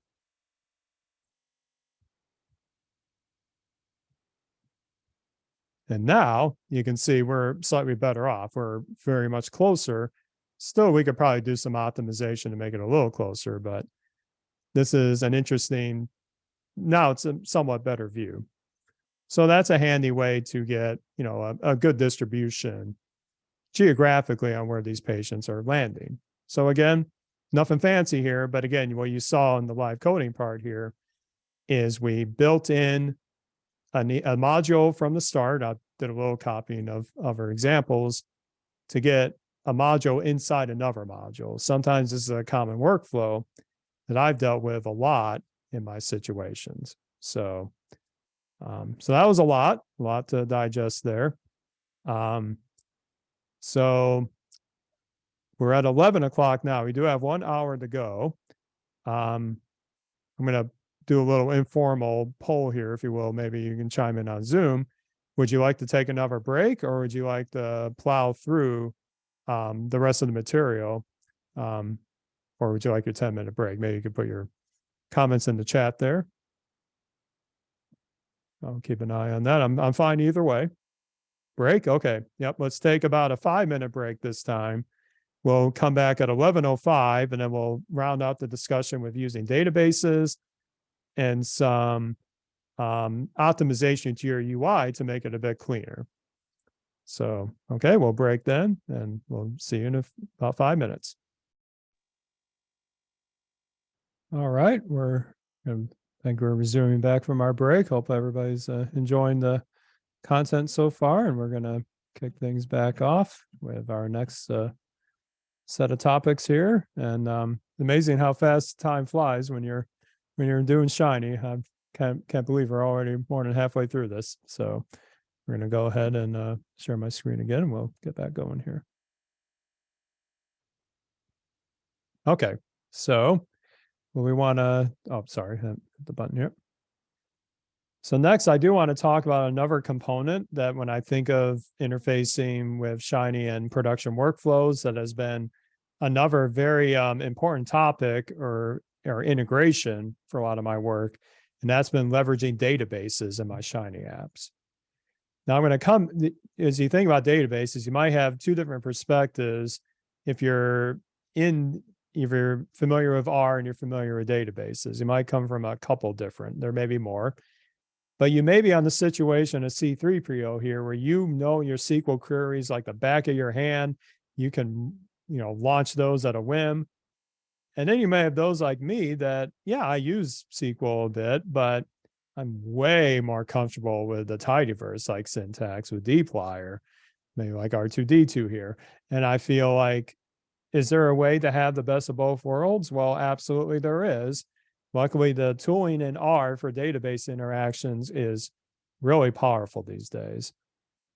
Now, the glue to this, for lack of a better word, is the DBI package. This has been around for a long time.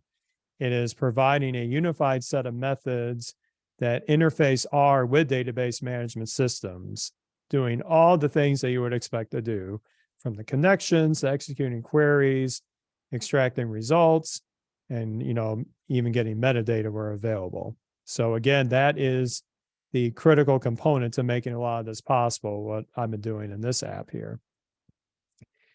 About connections itself is that you've probably been using these all the time in R and might not realize it. Because when you do anything like importing a data file from text like CSV or importing an Excel file, you are creating a connection in the R process. But it's usually terminated without you having to know it. It's just kind of does it as needed as part of its garbage collection process and the like, and you don't have to think too much about it. It's somewhat different with databases, so you got to be a little careful, but we'll talk about what that really means here. In terms of options that I've been most familiar with and use in my daily workflows, two of these database systems come to mind here. First is SQLite, which we are actually using in the example app of the workshop today, where the data itself is written to a separate file, but usually a .SQLite extension. Hence, there's no real access control around it other than where you put it on your file system. And from the R side of things, you can use the R SQLite package on top of DBI to interface with it directly. I think it is an excellent way to prototype solutions with SQL and databases in your apps. May not necessarily be what you want to use in a production setting if you're going to have multiple users hitting it at once. And for that, what's worked well in work I've done is something called Postgres.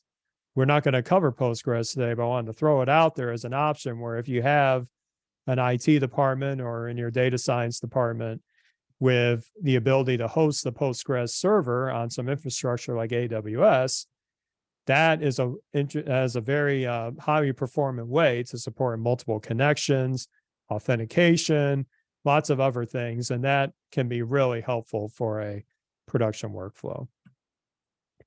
The way you go about defining a connection is actually quite simple. We're going to show how I do it in the Shiny app shortly, but in essence, you use DBI and the DB connect call to establish your connection using the appropriate driver. And in the case of SQLite, you can either do something in memory, or you can do it from a file itself, which we have in our example app.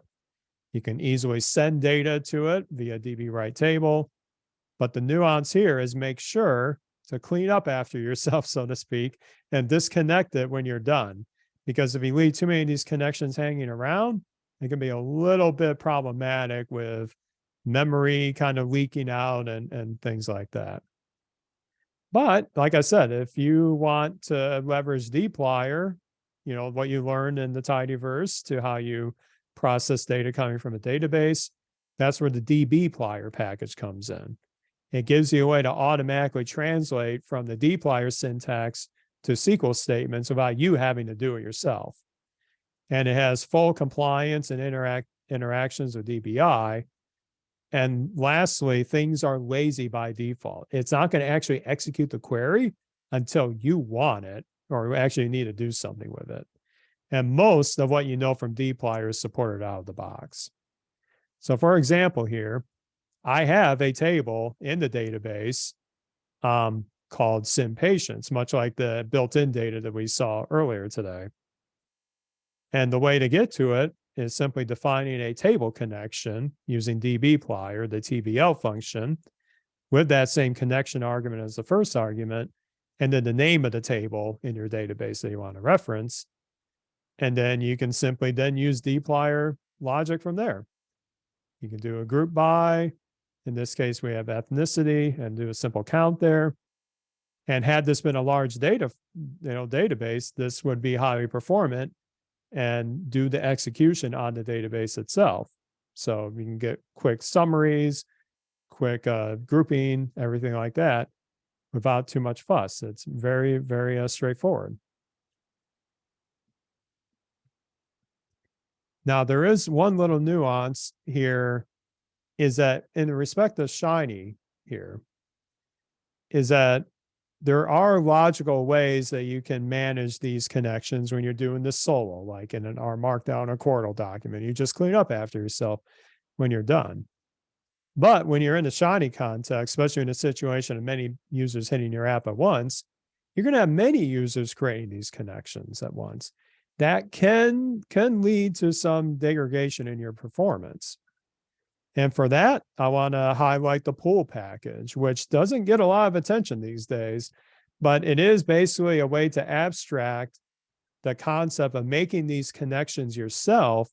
But pool is going to handle like creating a group of these connections that can kind of be partitioned out to the various users that are connecting to your app. And plus, it's kind of smart. Well, it's really smart, I should say. And it'll expand or minimize this group of connections as needed. So you might be thinking, okay, that's great. How do I actually use it? This is literally by default behavior. All you have to do is that I showed you before in DBI how you establish a connection object with DB Connect. With Pool, they have basically a drop-in replacement called DB Pool. You give it a driver name, DB name and memory, or whatever your DB name is in R SQLite, but really, this was the only change. So each query that's being done from now on will go to this pool first, and then it will do the fetching or initialize connection as appropriate. And there's no need to necessarily create these connections yourself. This can be great as a simple way to optimize performance in your app when using databases. So let's explore what this looks like in the context of our app. First, I want to address this question. Gabe asks, how does querying a database compare performance-wise to folding data as an RDS file? Well, I'm really glad you asked, because this project, the fold data that came as CSV files, which I think I have linked to somewhere in the repo, there's a lot of records there, 124,000 patient records, and the observations table has over 16 million rows. Now, if you put that in an RDS file, not only is it going to be much slower to query it with dplyr or anything for that matter, it'll probably destroy your system process on top of it. First, I need to allocate my memory here, because I'm going to close and reopen the project, because behind the scenes during the break, I actually loaded the file that has the fold database, because I want to illustrate that perhaps towards the end of this. So I just got to get back in here. But that's where and plus, not only is it the size factor, but the advantage of the database is you can offload those computations, like deriving a new variable, group summaries like means or counts or things like that. Let the database execution handle that. And then you just bring the results back yourself. And Sharon, you do touch on something that I wish I had time for in the workshop to talk about, but a very promising development in the ecosystem is the Arrow project, where the combination of Parquet and Feather files can give you that database-like structure without much fuss at all. And in fact, because he's a TA for my workshop, Mike Thomas here has got an article from the RStudio blog, hopefully Shiny and Arrow here, that talks about how you might explore using Arrow with your Shiny apps. So I'm going to put this in the chat. So if you want to look at this after the fact and supercharge your apps with Arrow, highly recommend this read. This is, I was exploring a little bit for the workshop and ran out of time, but this is very much a very viable solution. If you have a place to host the Parquet files and you have optimal group processing, Arrow is by far a great fit, especially if you want to combine it with something like DuckDB, which is getting a lot of press as well. So highly recommend pursuing that.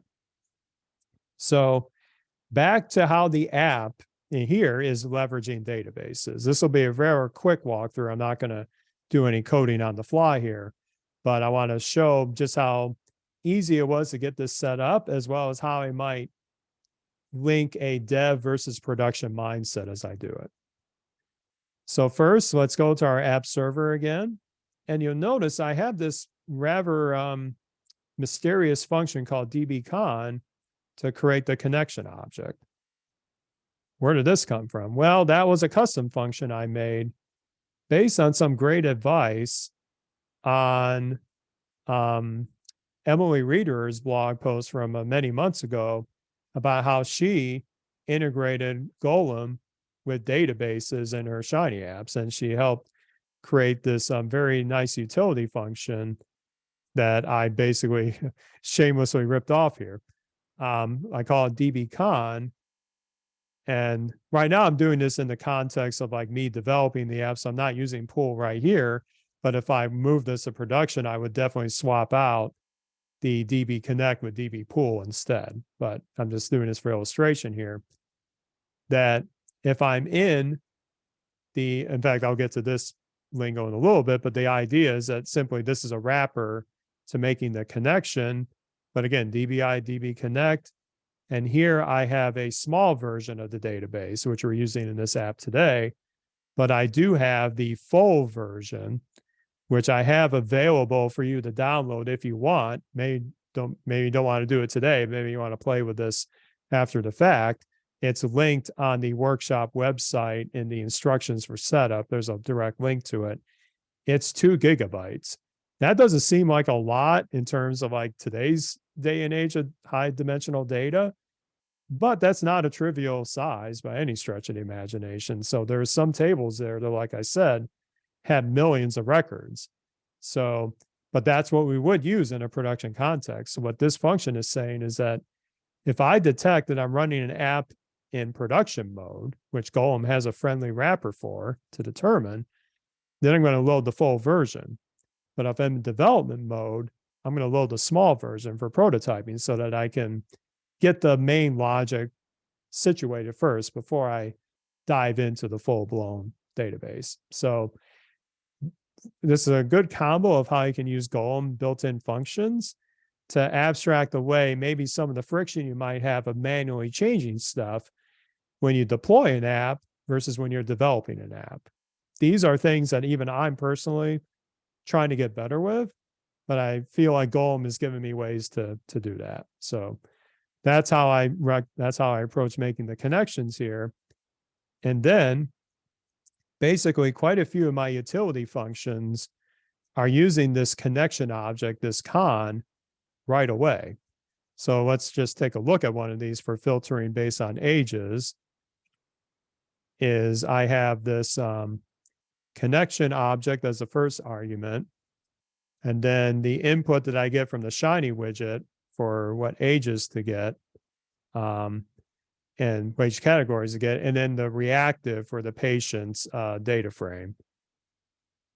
I'll try to explain this if I get back to it, but basically, since I like the dplyr, tidyverse, dbplyr syntax for my database queries, I will establish connections via the TBL construct with the con connection object.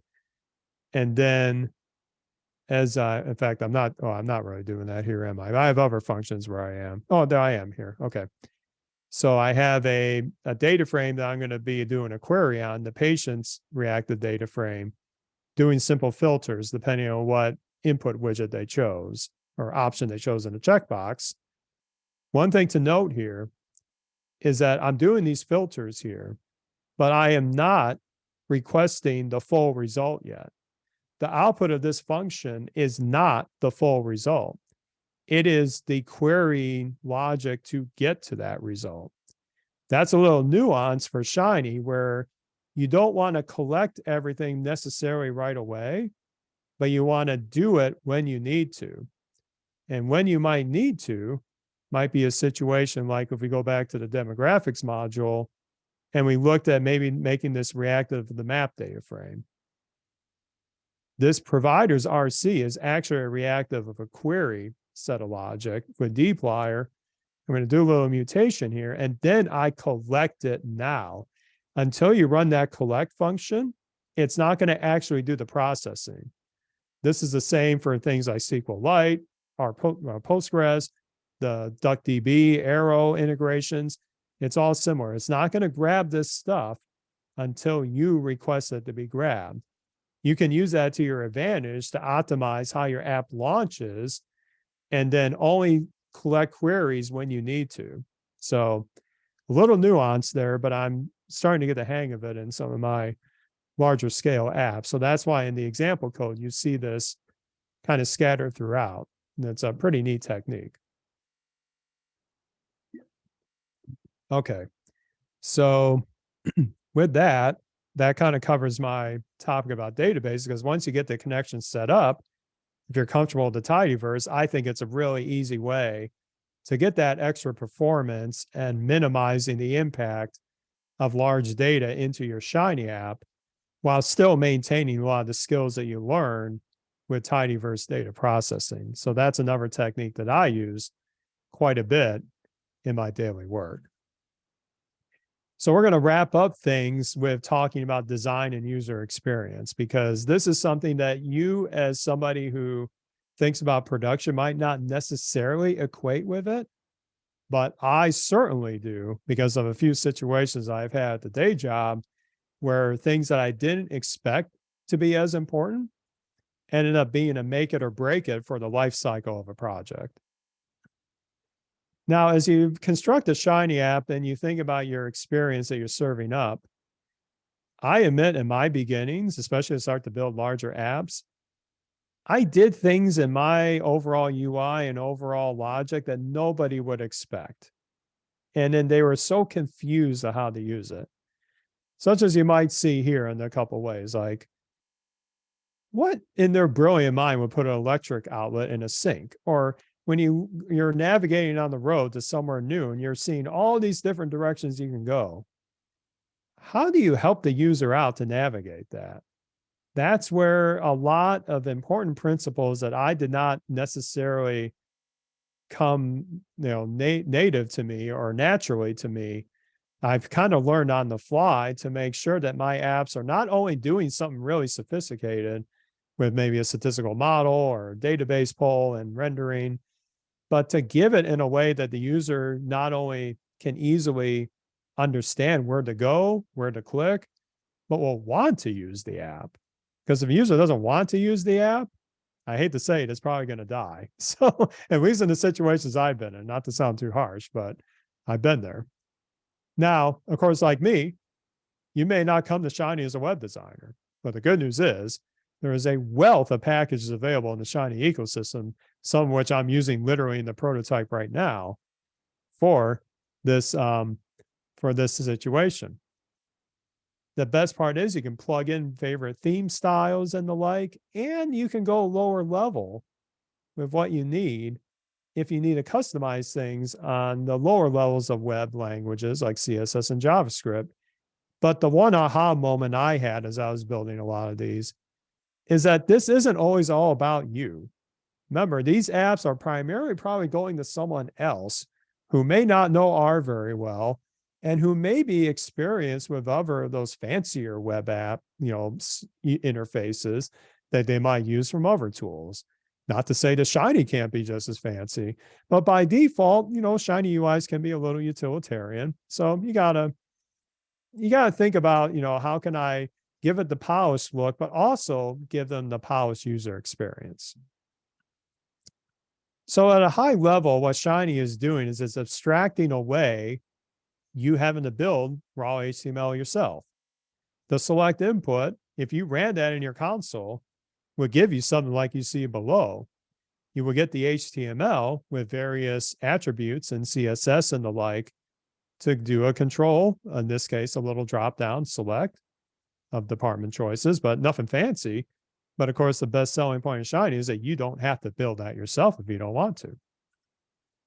So there are multiple levels of abstraction here. Shiny's got the built-in wrappers to do things like the row layout. You can then tap into the kind of one of the back-end packages of Shiny, so to speak, called HTML tools to get like R wrappers to more native HTML constructs like a div and the like. And of course, you could build the raw HTML yourself. So depending on where you come in experience level, there's something for everybody with respect to design and UI in a Shiny app. The key part for me that I've been using more often than not is the idea of styling via CSS. I'm not, I would say, an expert at it yet, but we're going to have some concrete examples today of how you can easily level up your skill set for this.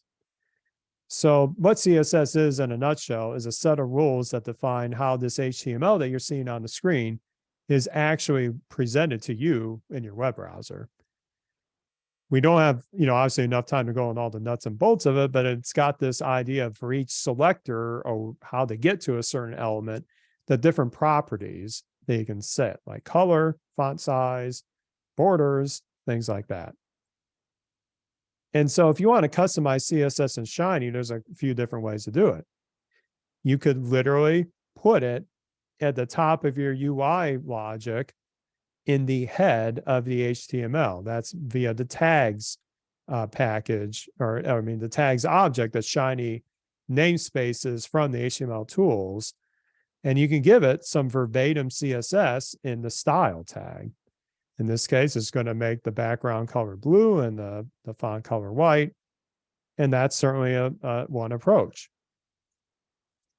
Another approach, which I tend to use more often, is if you have a lot of CSS you're customizing, is to put it in a separate file, because then you can kind of have that cleanly contained somewhere else and be able to navigate to that or mix them, change things up without cluttering up the rest of your UI. I personally like this approach better, and Golem makes it even easier with some of the wrappers it has for that. And lastly, you have another option is that in the specific web, the web HTML construct that you can call from R directly via, say, HTML tools and the tags object and the like, is you can put in optional arguments like style and feed in the CSS yourself in line. Maybe for one-offs, that's a valid approach. I think sometimes that gets a little difficult too. So I still prefer option 2 of having the CSS in a separate file. So we're going to do a little mix of customization with CSS in the app itself, where we show you how I approached it. And then as well as how I can customize things with BS4 Dash to give it a little more streamlined user experience. So let me get my bits in order here. Go back to the app itself. You've kind of seen the punchline of this a little bit already, but I'll run the app again. We'll refresh our memories here. So as that loads.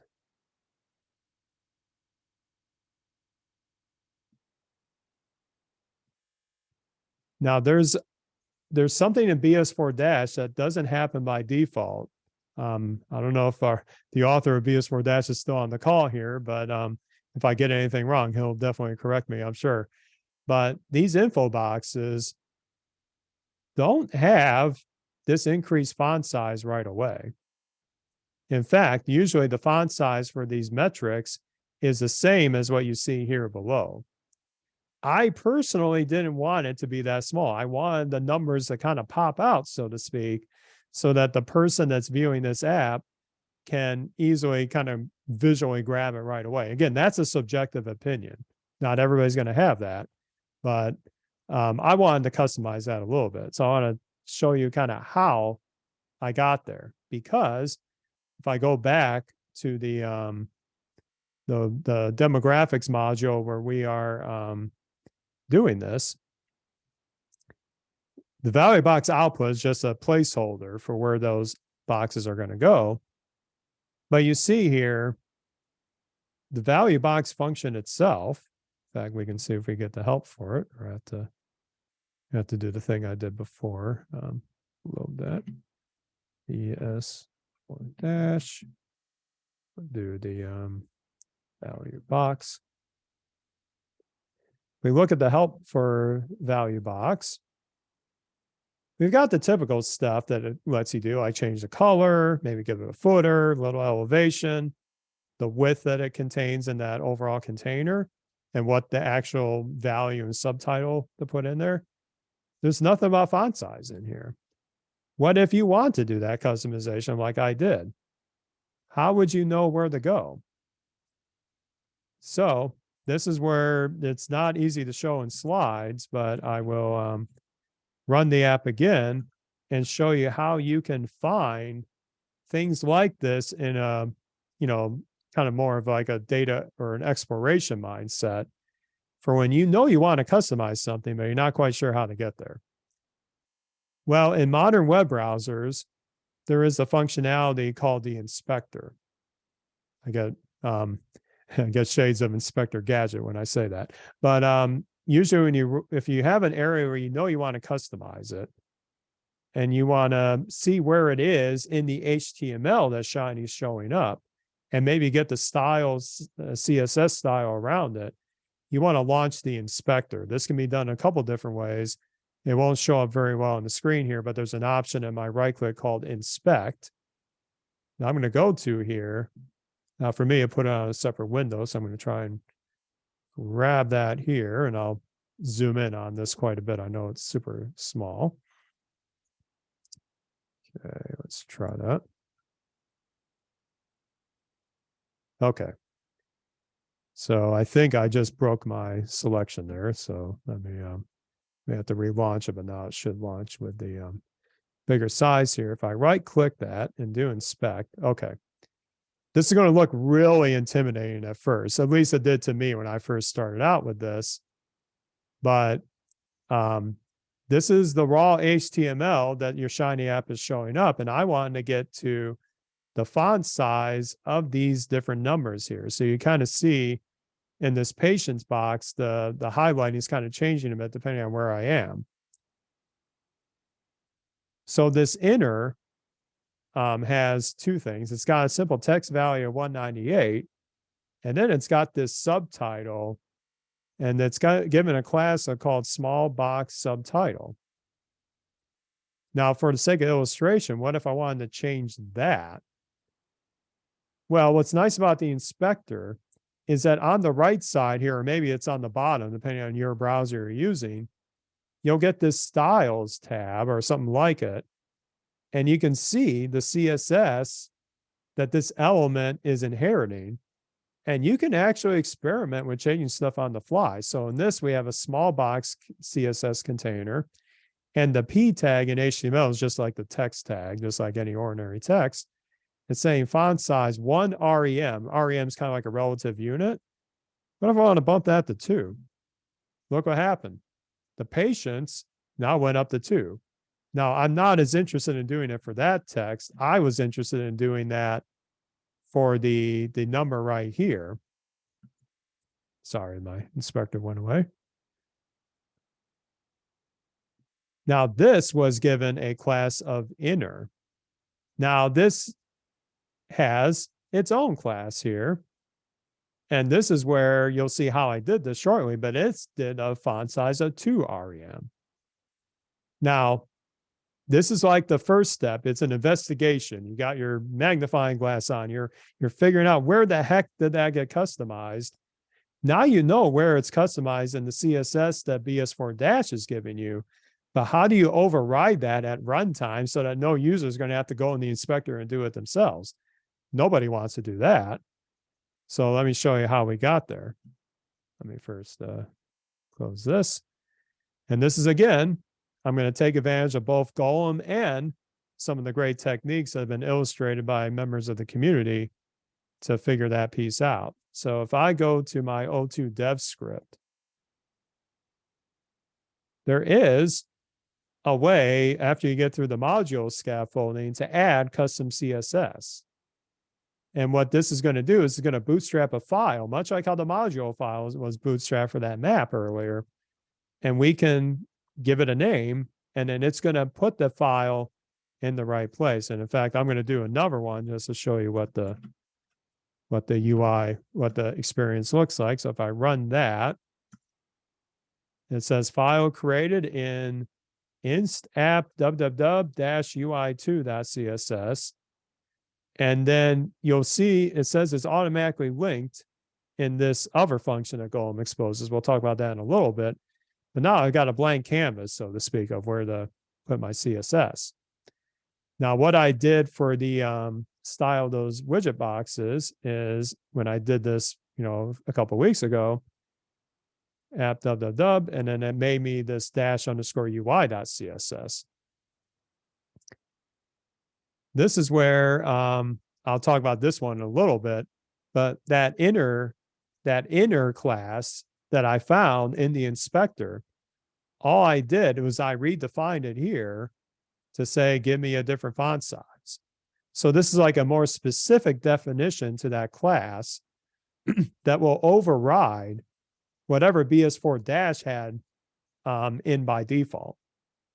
So you can do this whenever you have a widget or a UI element where it isn't necessarily a function parameter to update certain style attributes or other things you want to customize. You can take advantage of this technique of having external CSS files that your app's going to serve up at runtime to override that definition. Now, what's nice about packages like BS4- is that this is a very esoteric case. You don't need to do this all the time, because most of the time these packages like BS4- and the rest of the R interface suite are going to we're going to do this for you. And also there was a comment earlier about the emerging BSLib package from Posit. By far, that is another very awesome approach to customizing your app's appearance with BSLib, because that is a very powerful package to give you easy styling of native UIs of Shiny apps in a very R-centric way, where you don't have to be the CSS wizard to do that.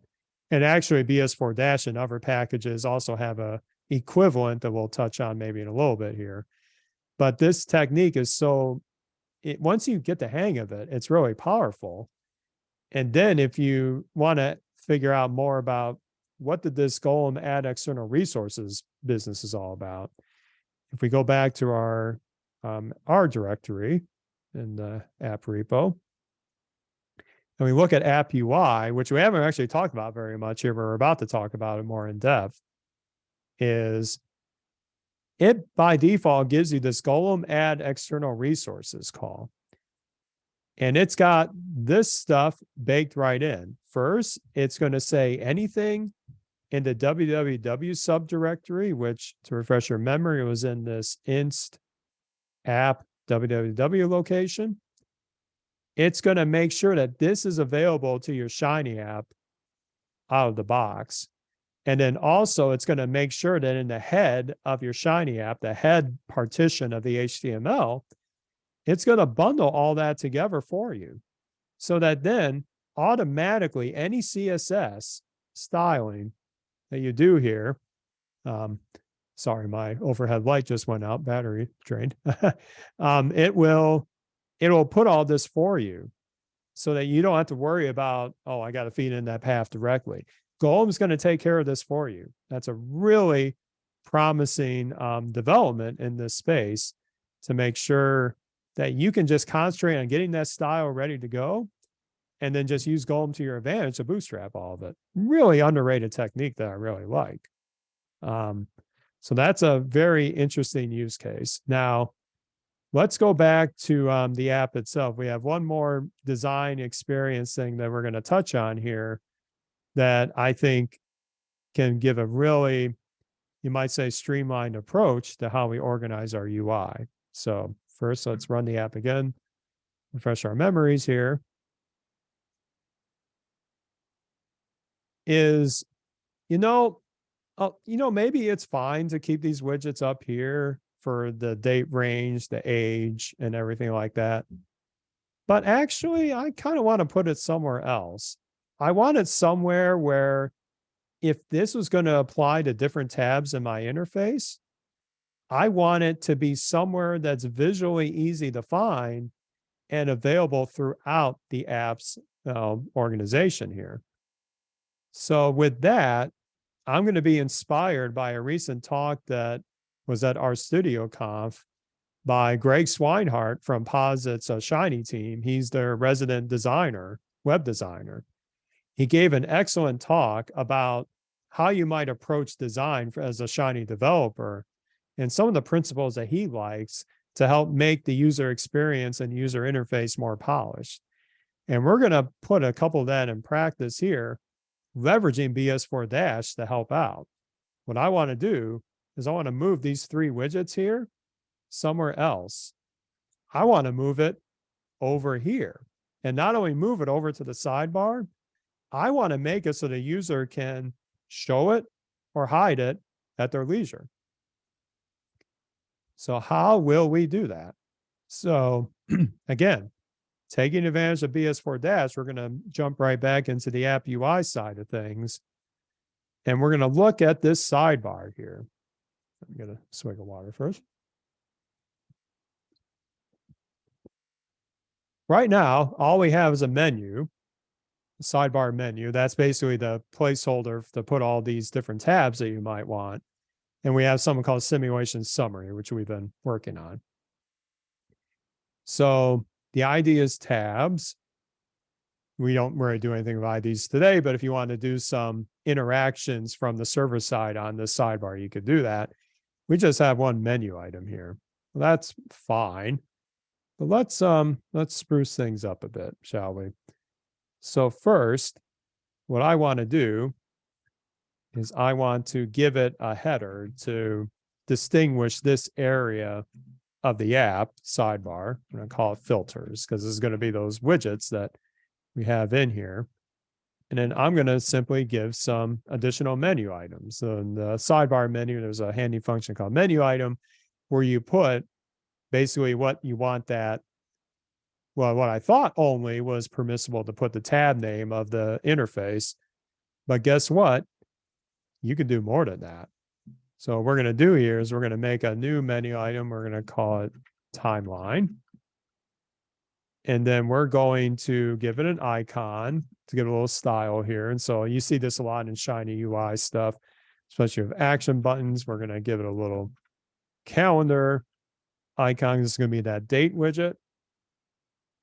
And then this is where it gets interesting. We can tell it whether to be expanded by default or not. Is you can go false on this. And then we can simply move that date UI widget from here over here. We'll keep the other ones in there. We're just going to prove out that this thing works. So we're going to take out this column here.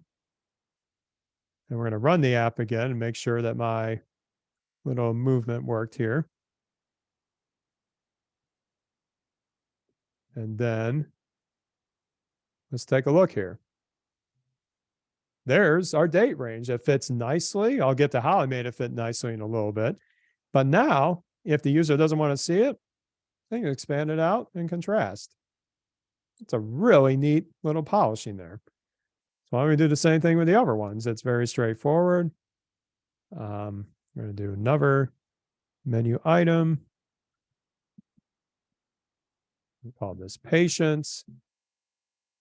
And then this one is going to have, in fact, I'm going to, for the sake of time, I'm going to do a slight cheating here and copy it from my other screen here, just the sake of time here.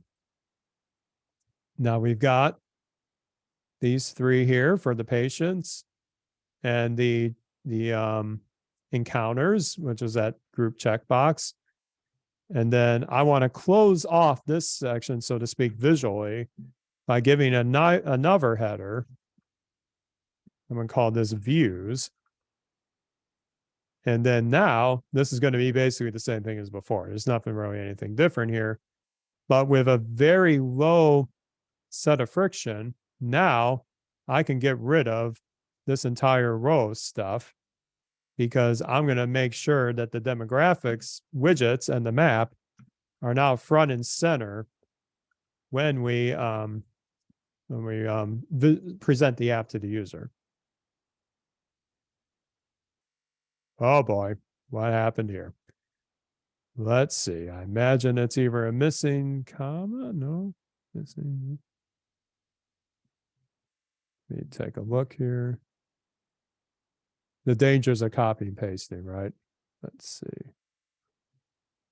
Subgroup line 8. Sometimes these error messages are a little cryptic because it's saying it's within the tag list. So we're going to make sure we're matching up all of the parentheses here. Patients. New item encounters. Sidebar header views. That should be fine.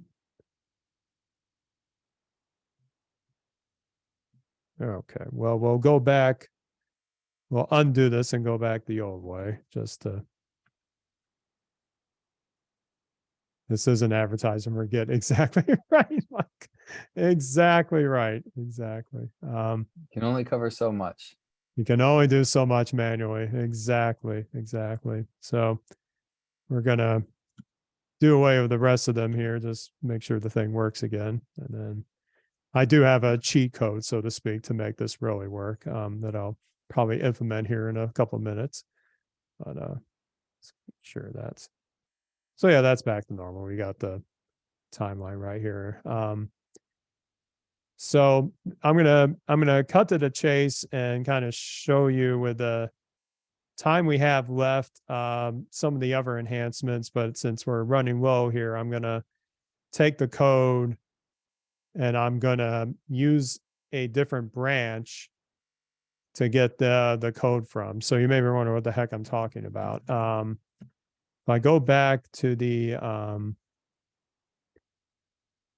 home here, I have the link to the, oh, I didn't make this an HTML version. Let me put that here. This is the repo for the app that we've been working from. You notice the default branch is stage 1. Well, actually, after this workshop, I'll switch it back to main because the main branch has the real polished app that we never really got to fully. But I'm gonna show it here, but then we're gonna switch it on the fly in our Studio Cloud so that I can run this and show it to you. So the first thing we're gonna do some terminal stuff. So this is bonus material for Git. I'm gonna stash everything I've done already. And then we're going to now check which branches I have. We're going to make a new branch. So again, this is not really Shiny specific. We're going to get fetch origin, get branch -u, origin main, pull. Actually, I already have it. Okay, I already have it. So now let's run the app again. I think I did this before. Hopefully it's the same thing. If not, I have a plan B. We'll find out. No, it's hold on here. No, I have some Git foo here.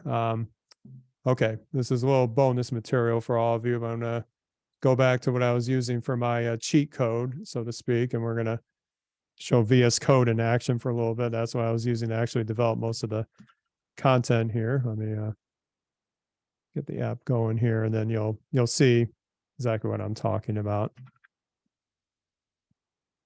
This is the lower level to the app, and then we'll get that going. So this is what is possible if you go to the main branch of the repo with what's possible with Shiny, especially in the things we're talking about today. You can have a pop-up window to be like the user's welcoming message, so to speak. You can use Shiny Modal for this.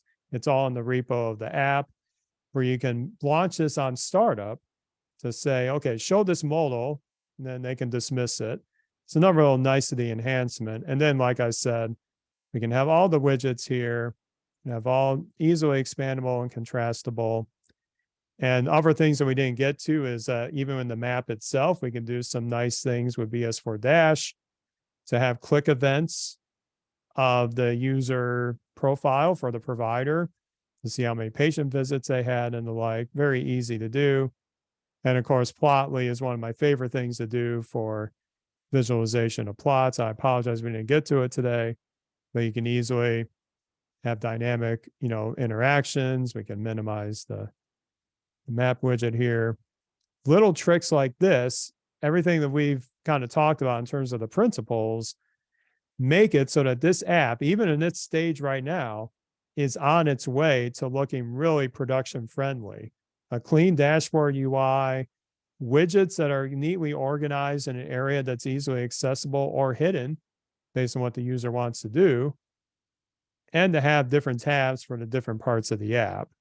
So you can see we got another Plotly widget for plots here, very, very basic, nothing fancy, but everything we talked about today, the modules as like your components, your plugins to how your app code is organized, enhancements to how your data is being processed via databases. So your app itself is not doing a lot of the data munging on its own R process. It's letting the database handle a lot of that. Design techniques to either stylize certain elements in a custom way that maybe you don't like the default behavior and you want to get slightly lower level, as well as organizing how things are laid out so that you can approach the design aspect with minimal friction.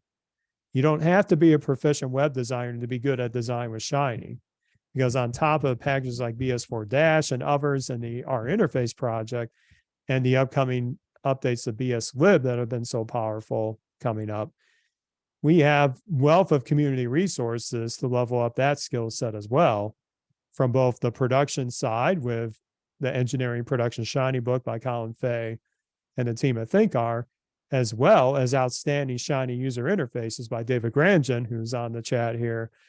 Both of these books are on my bookshelf because they have helped me translate help me understand how these ideas that we're talking about today can be mainstream, so to speak, in your app development. So we obviously could go a lot farther with this app data set. We only looked at a few tables here, but I will say as a teaser, outside of this workshop, I would stay tuned in this space because I do plan on making more examples that are very powerful that illustrate Shiny in the context of life sciences in ways that many of us in the day-to-day are dealing with, so to speak, in terms of serving large data sets from disparate sources, giving clean, logical user interfaces to really complicated data readouts, and being part of existing processes so that it can fit well in a production life cycle. So it's been a tour de force today, but I hope it's been helpful to understand how some of these techniques are really helpful to you. So we can use the last 5 minutes to, take over some other questions. I do see a question from Diego saying, how could you save preferences as a user? Oh boy, that's a hot topic.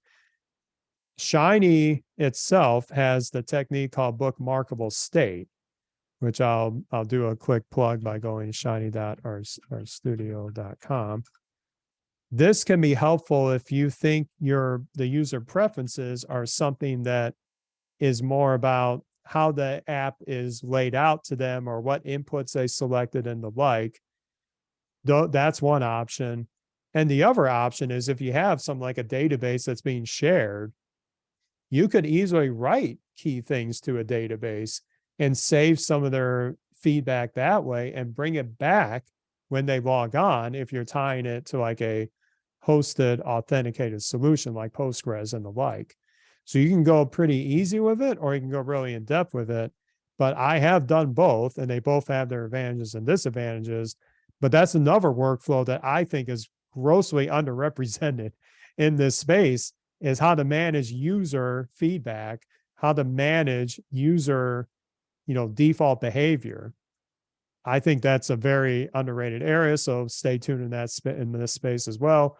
I plan on, showing some of my customizations I've done at the day job to make this talk nicely of like Linux infrastructure and the like. So very good question.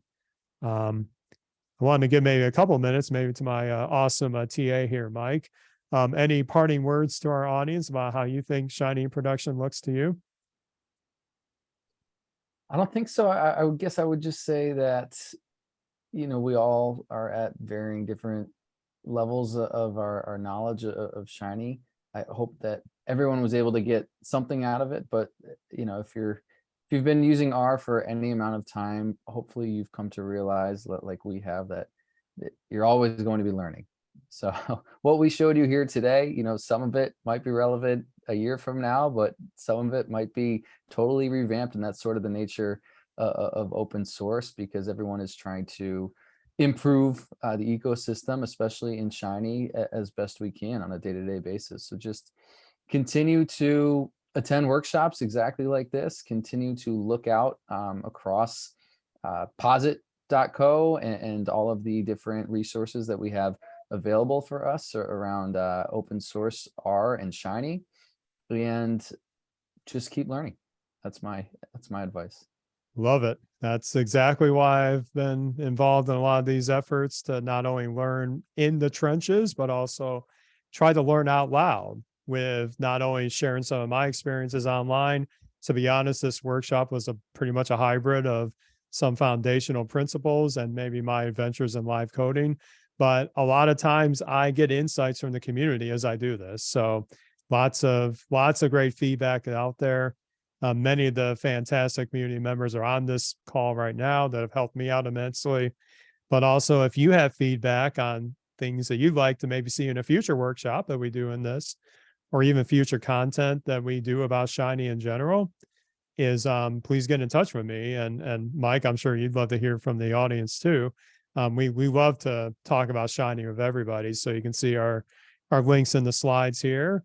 But there is lots of additional content that we could always talk about in a future setting. So we covered a lot. I realize it is a whirlwind, but I think if anything, it's kind of a lens into what the building aspect of production Shiny looks like as you start to translate some of these ideas that maybe worked in a small scale, but you want to make it look, work on a larger scale from both an experience standpoint and a backend standpoint, and also with a great development best practices and along the way, and especially orchestrated with things like Golem. Because as I said before, once you go Golem, you never go back. Well, at least for me anyway. So, okay, now we're at the time here. I don't know if Phil, you want to put any closing remarks, but it's been a great workshop, I think.